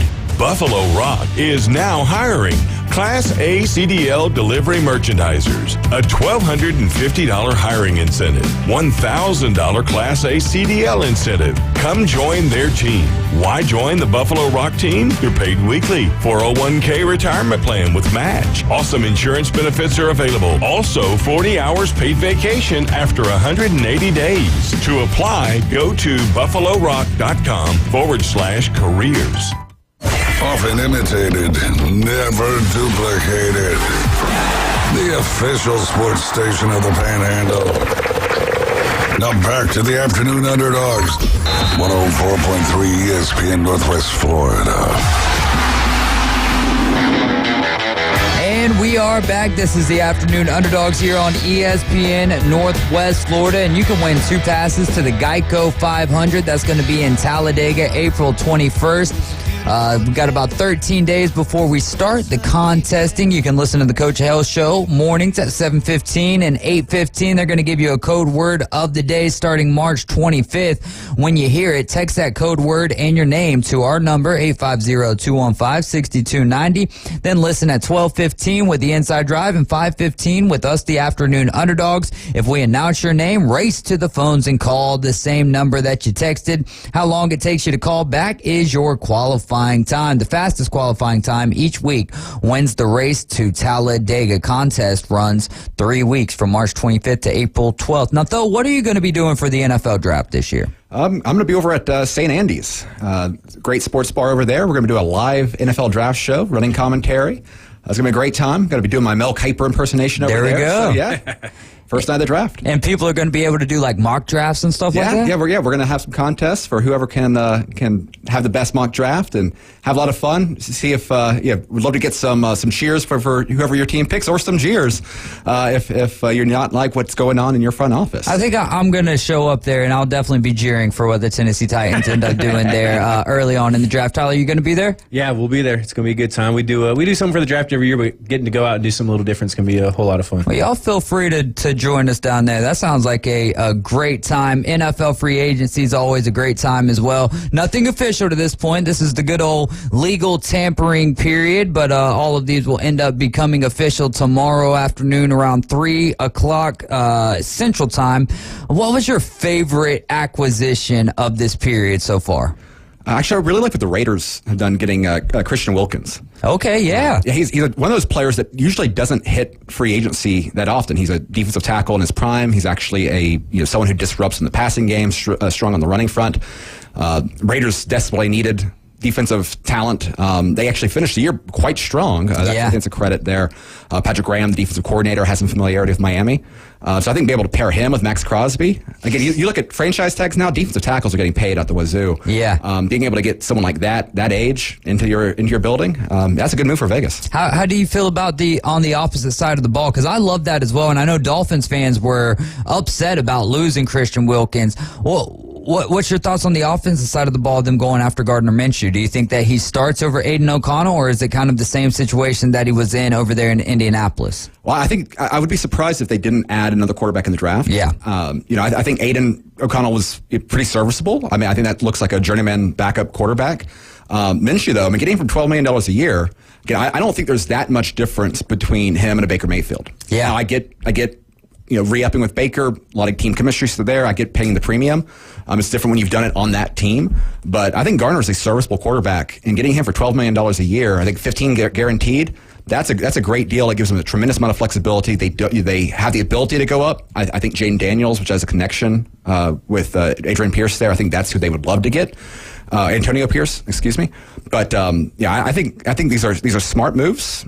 New front office there. I think there's some reasons to be optimistic if you're a Raiders fan. Minshew had the Colts on the verge of the playoffs last year, so it's not like he had a bad year. Yeah. He did his thing over in Duval before Trevor Lawrence took over and all that good. So it does seem like good value for a position that, an average starter is going $30-40 million anymore. So it's tougher division though now. Yes, AFC South was a lot weaker than AFC West. Oh yeah, for sure. That's a great point as well, Tyler. We asked yours earlier. It was Derrick Henry was your favorite. Well, let's flip the tables on him. What was the worst free agent signing in your opinion? Worst.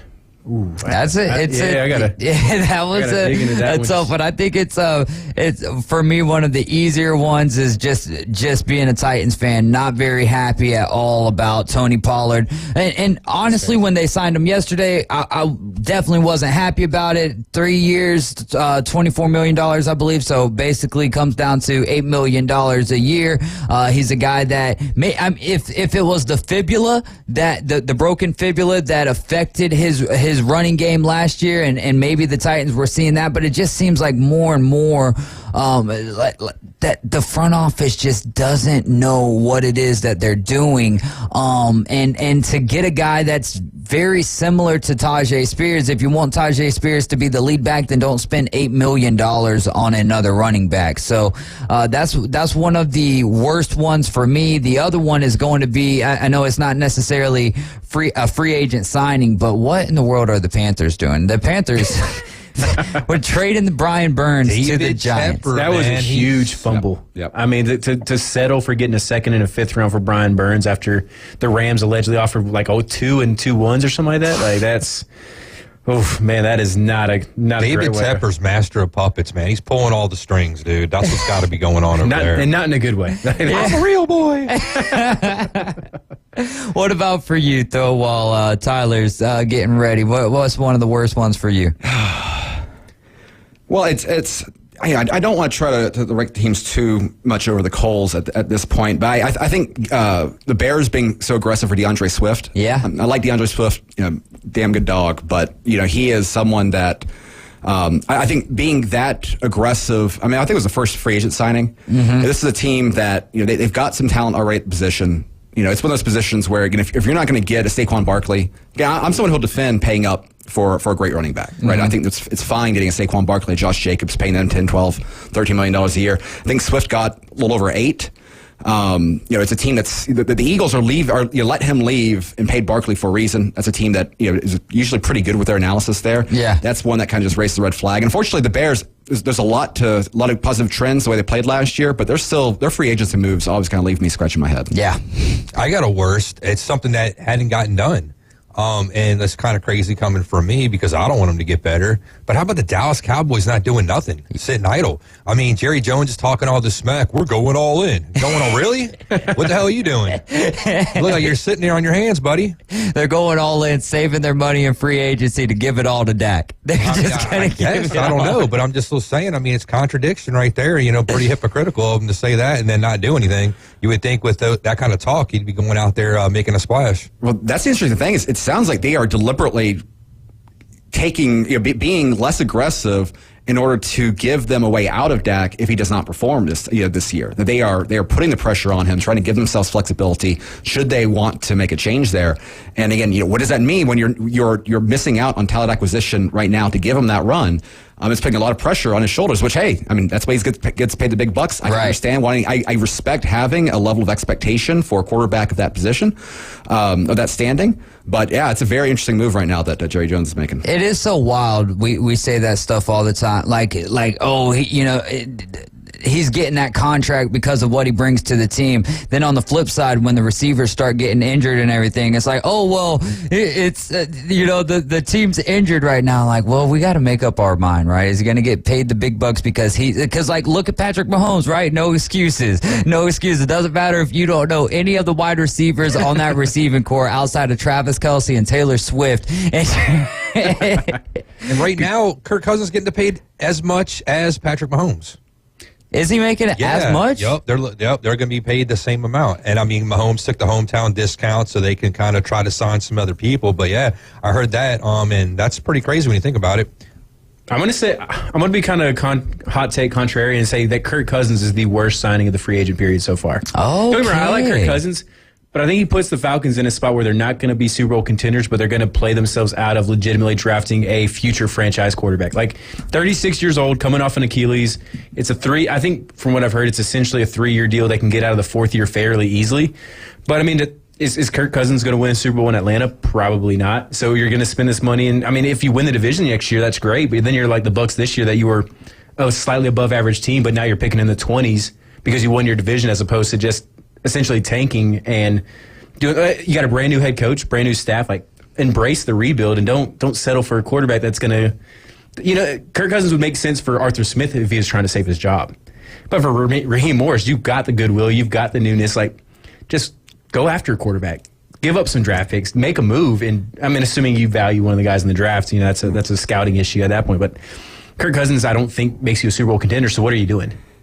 Well, that's one of the problems, though, is that they've got young coaching staff, but they also have an owner that's in his 80s. Yeah. And that's where some of those time windows, when you're an owner there writing those checks, it changes a little bit. That is fair. But with all that youth on the offense, don't you need like a veteran presence or somebody that's been there in the league for a while to kind of like help rein these like rookies in and these young guys in and kind of like, bring them together, show them how things like, work, especially for a team that normally, I don't say normally wins, but he's had, routine success in Minnesota as opposed to Atlanta. That is fair, that veteran presence on offense. I think there's other ways to do it. But like I said, I just think, if they draft a quarterback at 8 still, then it's a whole different move in my opinion. But I don't think you give Kirk Cousins that kind of money and then still draft his replacement at 8. If you were to draft a quarterback, do you draft someone that's in that Kirk Cousins type of play style? Like, is a Drake May is the Falcons a good landing spot? Are the Falcons a good landing spot for a quarterback like Drake May? Or what quarterback would you like to see the most be playing underneath Kirk Cousins? Because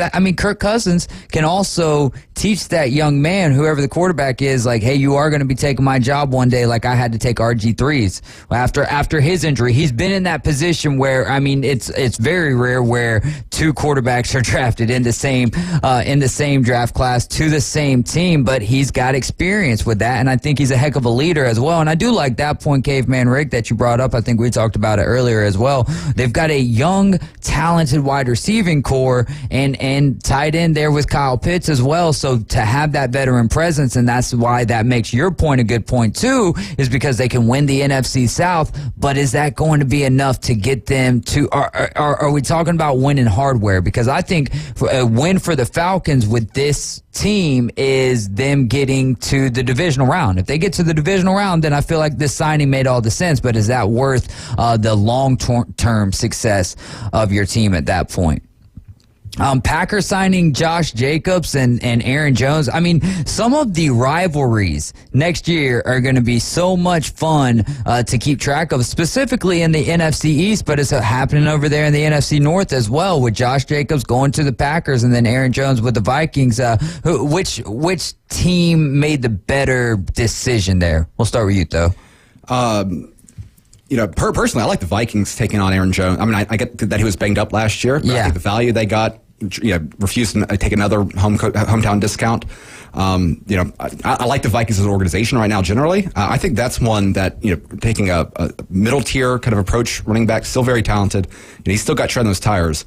That's my favorite signing of that. But, it is very interesting, though, the Packers doing very un-Packers-like things. Yeah. Really take some swings in free agency. So I appreciate the aggressiveness there, with a team that, again, overperformed every expectation I had last year. Yeah, there you go.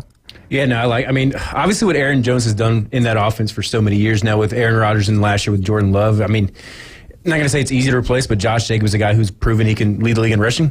So I think he gives you maybe a little bit better running ability than Aaron Jones. Aaron Jones is probably the better weapon out of the backfield, but I think with A.J. Dillon never really taken off as that second guy in that backfield, I think Josh Jacobs kind of gives you a little bit better blend of the two, as opposed to having, more of the receiving guy than more of the running guy. But, the Packers have been such a good and steady franchise for our entire lives. It's almost hard to doubt any move they make because, what they've done with quarterbacks is phenomenal. What they've done, they've only won a couple Super Bowls in that time, but, they always seem to consistently be there. So it's hard to say that they don't know what they're doing. What did the Vikings get Aaron Jones for? Was it $11 million or was it $7 million? It's like 4 or 5 base plus like 2 in incentives or something like that. Like it's a fairly, 7, it's a fairly manageable deal. It's not a huge number. Because he wanted $11 million from the Packers. I think he's basically getting what Singletary's getting in New York. That's wild for the Giants, though. I feel bad for Daniel Jones if he lasts the full season next year. He's getting he got his bag. I feel bad for the Giants' record next year. I feel bad for Johnny Yankee seed, right? Yeah, there you go. Giants fans, well, what was it? The first year, not last year, but the year prior to that, it's like Brian Daboll's taking over. Daniel Jones is having this extremely unprecedented, not unprecedented, he ran almost but unexpected. 25 miles an hour. Yeah, and everybody's like, "Oh my God, look how fast!" So apparently, they're talking about cutting Daniel Jones. Cutting him? I don't know if that was a fake tweet I saw, but I saw that they're maybe doing him as like a June or after June 1. Like I told you, Rich Eisen said they are having buyer's remorse. Yeah. The Giants are very upset that they re-signed that guy, and they're going to go get somebody. Yeah. Well, and that's what in terms of moves that I don't like, I get that, they're not paying a ton of money for Drew Lock to take the game in free agency, but to me, that's a team that should be interested in the Justin Fields situation. Yeah. Right? Like, he'd be a low cap hit this year. You get through this past year, you have to eat the money with Daniel Jones. Let him duke it out. Let whoever wins in training camp, fine, whatever. Mm-hmm. But that way, you at least have someone that I'd feel a lot more comfortable having Fields as the upside option than Drew Lock as the upside option there. For sure. So especially after seeing what Daboll did with Josh Allen in Buffalo. Yeah. I'm not going to say they're the same quarterback, but both guys who are good runners, have struggled with accuracy and turnover issues. Like, let him see what he can do with a prospect like, Justin Fields after seeing what he's already done with Josh Allen. Are you surprised that the Bills really haven't been big buyers at all? With they did their best to. They got rid of a lot of defense. They got a lot of money. They had to get underneath the cap. They had a lot of cap issues. So I don't know if they could have really been super active. Maybe they're just going to be active in the draft or something. Because they had to cut a handful of guys to get it. They cut like 5 defensive players, but I thought that got them like $20 million. Maybe they needed to cut $20 million just which is to crazy get to even. The cap increased by a record number, and they were still that far over. And speaking of quarterbacks moving too, like what about Jameis Winston signing with the Browns? You guys hear about that? Yeah. Absolutely. I guess he just figures Deshaun Watson's not going to make it through the season, so this is maybe not, but I mean, they got a pretty scary offense over there, That offense, and a good especially defense, too. If Chubb can come back even 80, 90%, I mean, that's a very fun offense to keep. I mean, Cooper and Jerry Jeudy and Njoku and what? Mari Cooper. Moore, the wide receiver, Elijah Moore. Elijah Moore, yeah. They've got some fun and Njoku's over there still, right? Yeah. And they've got a decent defense to go along with it. I mean, the AFC North was one of, like, going into the season last year was one of the divisions that I was keeping an eye on. We keep an eye on all of them. I thought it was going to be one of the more competitive divisions, and it was. Then Joe Burrow got hurt, and that kind of lessened the excitement of it. But going into it now, Russell Wilson with the Steelers, that defense is pretty good too, and it got a little bit better today by getting Patrick Queen. Then you've got the Ravens. They bring in Derrick Henry, so they're going to be, you would like to think, a better team. Joe Burrow is going to be back, so the Bengals are a better team. And now the Browns have made a flurry of moves as well, and they had one of the best defenses last year. It's going to be fun. It's going to be a fun division for sure. Yeah. It's interesting to see what happens with the T. Higgins situation in Cincinnati. Do they manage to keep him this year? Do they end up trading him? Does it kind of end up maybe like the Stephon Diggs situation for Minnesota a few years ago where they trade him away and draft his replacement in the same draft class? Tomlin gets a winning season again, man, all four of those teams can make the playoffs in that division. I'm ready for that. I'd like to see it just to see it happen. Like, yeah, just to see it happen once. Like, yeah. Because if not, it's going to be up to the NFC South to do that. NFC East, maybe. The NFC East, I know, because Commanders are a huge question mark, I'm right? just talking about, like, throughout history, a division that's usually consistently good, where all the four teams might actually be good at the same time. That's one of the divisions where all four teams have been good at. We could say the NFC North, but the Bears, so it's okay. Yeah, the Bears. Who is the class of, the Detroit Lions? They're going to be. Are they going to be though? Like, do they build upon what they did last year? They haven't lost anything. Yeah, really. It's hard to say. I mean, they've drafted well. They've gotten a lot of production out of some of their rookies and younger guys. It's hard not to think that they've got a pretty good formula. Bringing Ben Johnson back is huge as offensive coordinator. He interviewed for several head coaching jobs. Jared Goff is who he is. I mean, I don't know if he's that far off from like a Kirk Cousins.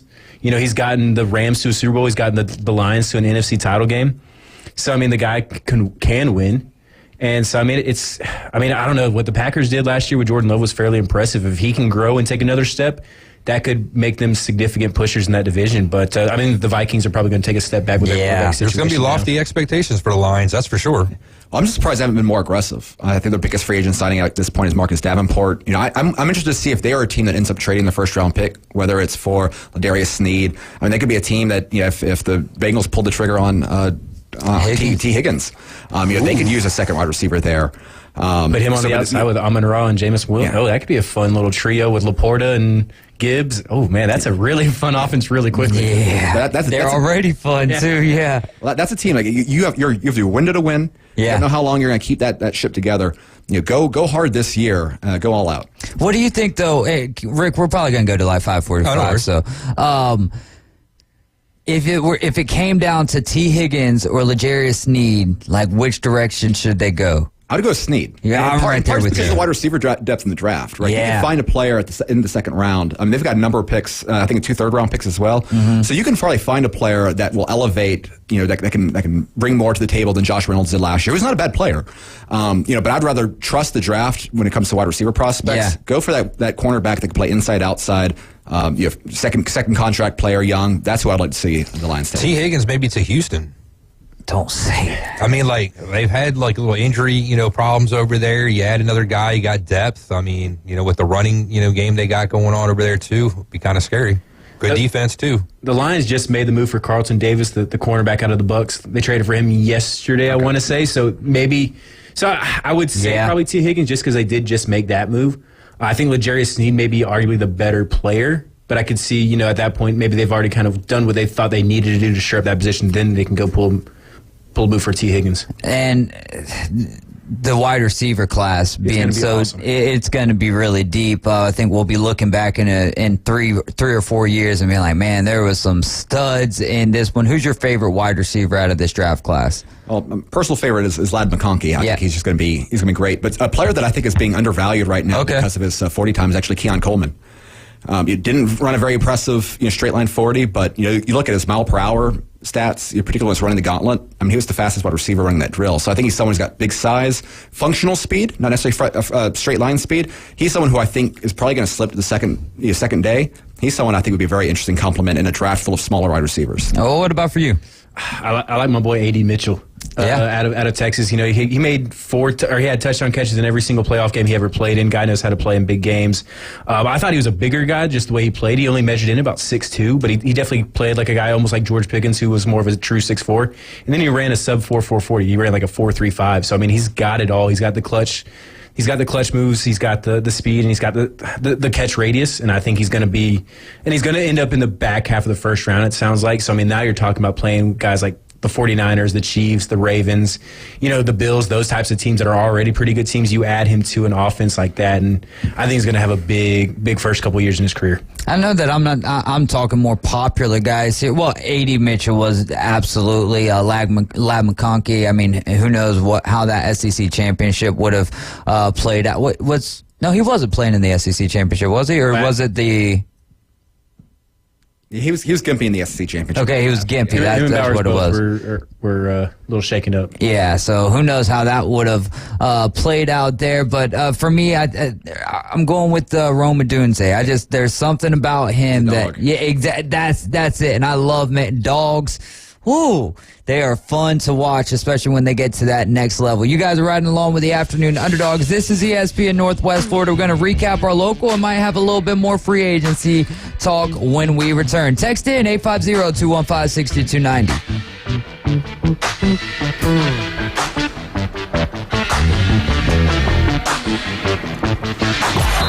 ESPN Northwest Florida is taking it to the hole.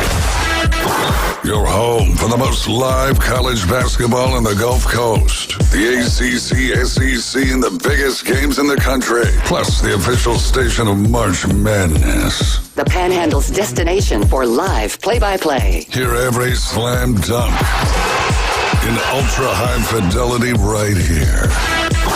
ESPN Northwest Florida. Good evening. This is Joanna on ESPN Northwest Florida with your forecast on this Tuesday. Partly cloudy skies tonight with a very light wind and look for the low to be 57. Tomorrow morning, there will be some clouds and slight fog with the temperature reaching 66. A variety of some clouds and slight fog in the afternoon and evening with a high of 70. This weather is brought to you by Earthworks of Northwest Florida. Thank you for listening to ESPN Northwest Florida. Rely on it. Take your next adventure in an award-winning Kia from Bill Bird Kia. We invite you to stop by Bill Bird Kia today and test drive a new 2024 Kia. You'll see why everyone is talking about Kia. The 2024 Kia will give you the perfect balance of comfort, safety, and technology.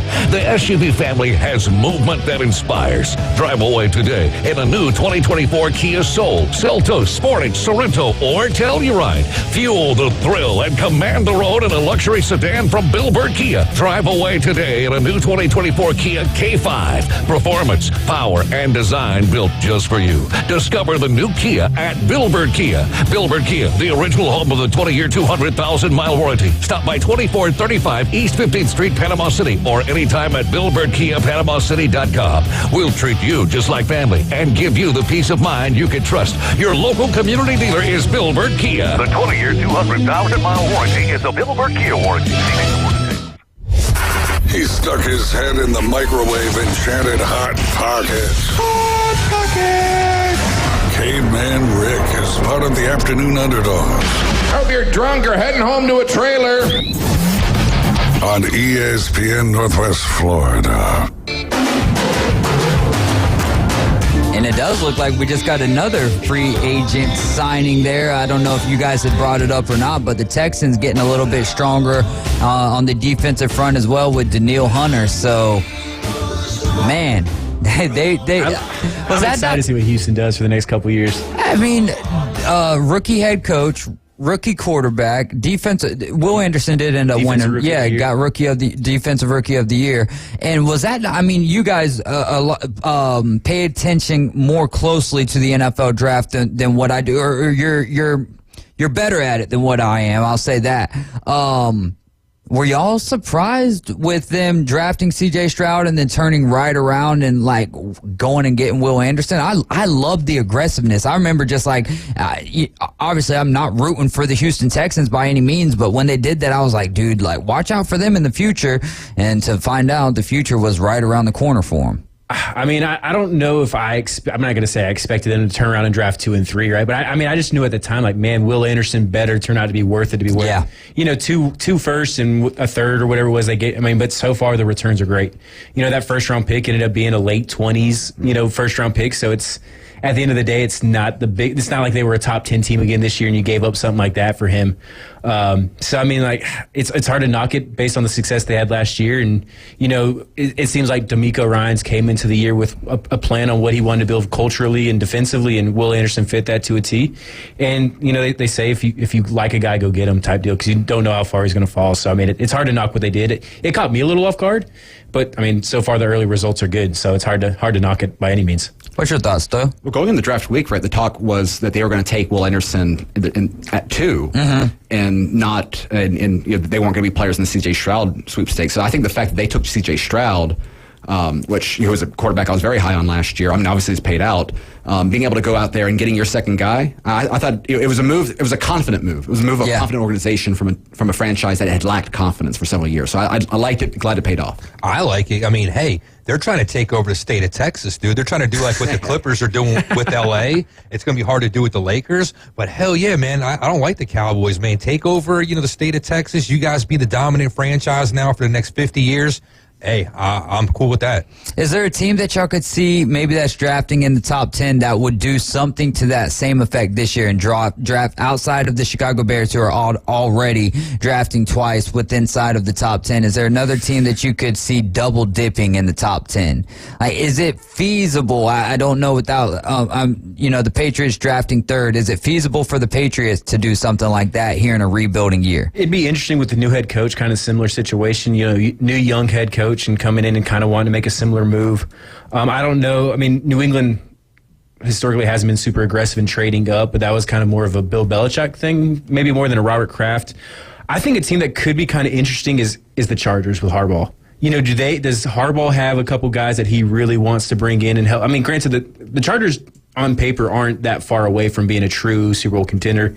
It seems like they've got the quarterback, they've had some weapons, they've had some health issues, but they'd be a team I'd like to see make a move like that. Like, go up and snag somebody there at 4, 5 or 6, and then trade back up to like 9 or 10. Maybe not quite as high as the Texans did last year, but maybe trying to double dip early. And it's maybe Jim Harbaugh having that college background the last few years. He's got maybe some inside knowledge or what he feels like is inside knowledge on some of these guys that maybe you don't get off some of the usual tape. I'd be surprised within that top 10 right now for double dipping, in part because the Texans had some extra draft capital too, which helped facilitate that trade last year. I'm more interested in going the other way. Okay. Is a team like the Cardinals, for example, who, you see Marvin Harrison Jr. or someone like that standing there, do they take advantage of kind of the rush for quarterbacks, and do they kind of continue to play out? They've been very good at accumulating draft assets last draft cycle. Are they a team that moves backwards, passing on kind of the sure thing there, and kind of playing for the future there? Again, particularly with the wide receiver depth in that draft class, that's the kind of sort of move that I'm interested to see. What are the teams that take advantage of the demand, that rush for quarterbacks at the top of the draft? Yeah, I don't know what kind of draft capital they have, but Washington Commanders, man, they got a brand new ownership. You got new coaching over there. They might want to make a move like that, like kind of like the Texans, and make a big splash, make a name for themselves, get some attention going their way. So if it's possible, I mean, they pick at 3. I don't know if they got enough to move back into the top 10, but yeah, no, they pick it. They pick it 2. Oh, is it 2? I thought it was 3. 2, 3. Splitting hairs. Yeah. Hey. For the Texans, it was both of them last year. Let's see here. We did get a text in from Professor Plum. He wants to know what will the Vikings do for a quarterback after losing Kirk Cousins? Well, they got Darnold for a year. Yeah. They're going to play that game a little bit. Josh McCown, their quarterback's coach, was his teammate with the Jets. There you go. I think they're definitely going to be one of those teams that tries to aggressively trade up. J.J. McCarthy would be a very interesting fit in kind of that Sean McVay style offense. Yes. But again, I think there's going to be a lot. It wouldn't surprise me at all if he ends up being the second quarterback taken. So it's going to be very interesting to see. JJ being the second quarter. There's been a lot of steam, hasn't there? Yeah, it is. I think the quarterback class, the idea that there's going to outside Caleb Williams, I think is going to be near a universal top pick. I think that rotation, the next three, is going to be very interesting. And again, what are the teams that maneuver trying to take advantage of that is, I think, one of the questions going into the cycle. What do y'all want to see the Patriots do at 3 there? This is a pretty pivotal pick for them, isn't it? This could make or break Gerard Mayo's career as the New England head coach. Following a legend like Bill Belichick, I mean, especially getting rid of Mac Jones, they have to get a quarterback, right? You don't get rid of Mac Jones Jacoby Brissett. I mean, I brought him back. Okay. I don't know if that's. I mean, if you're Gerard Mayo, are you tying your career to Jacoby Brissett or Billy Zappi at this point? I mean, and he was on staff last year with Jones and Zappi. So if he's riding with them, then I guess whatever. But no, you can't. I mean, I'd like to see them pick up Jaden Daniels just to see. It is so different from anything we've seen in New England. With Tom Brady and Mac Jones and those Matt Castle and all the other guys they've had back there. I think something different like that. But you got to go quarterback, right? You're top 3. You want to never pick in the top 10 again, right? That's what you should always assume is you'll never be in the spot again. Unless you're the Bears. Unless you're the Bears. Man, not shade, just facts. We'll call a little Florida State to come up for Max. But I mean, that's always the thing. You're here to have a chance to take a quarterback, take it while you can. This sounds kind of hating, but I hope they trade back and not pick somebody else. Well, you look at that roster. I mean, they've got big holes in the offensive line. I mean, it's a roster that needs talent. I mean, all around. It's not a team right now set up for a young quarterback to have success.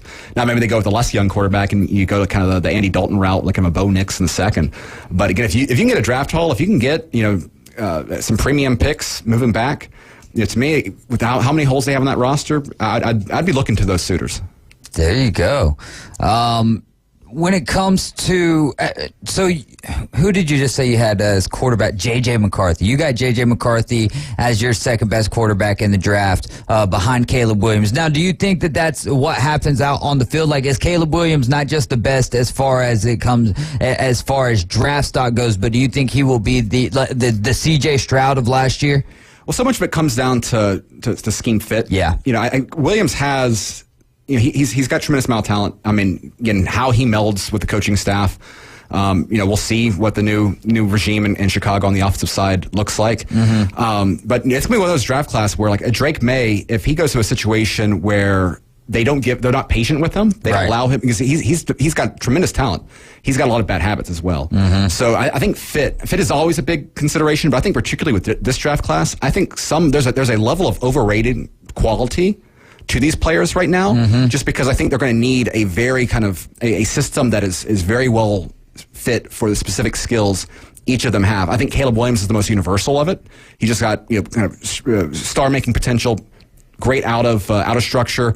His in structure throws are better than not many of those in that offense, but he shows great potential there. I think he's the safest fit for any of those. But you can put, I think, one of those quarterbacks in a specific situation, and it wouldn't surprise me if they even outshined him, if they are in the right environment to really maximize their potential. Well, that is great stuff, though. We appreciate you for stopping by. We'll have you leading up to the NFL draft on the show quite a bit with us. Tyler, thanks so much. We'll see you next Tuesday. Caveman Rick, we'll see you tomorrow. Y'all have a great afternoon. Coach James Hale Show is going to be live at 7 in the morning. The Inside Drive at 11. We'll be back tomorrow at 4. Just remember, Jesus loves you, and so do I.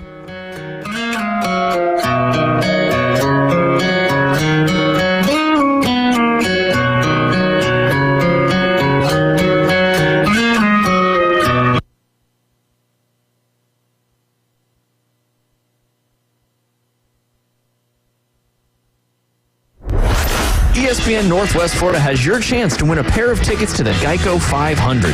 Starting Monday, March 25th, join Coach Hale mornings at 7:15 and 8:15 to enter.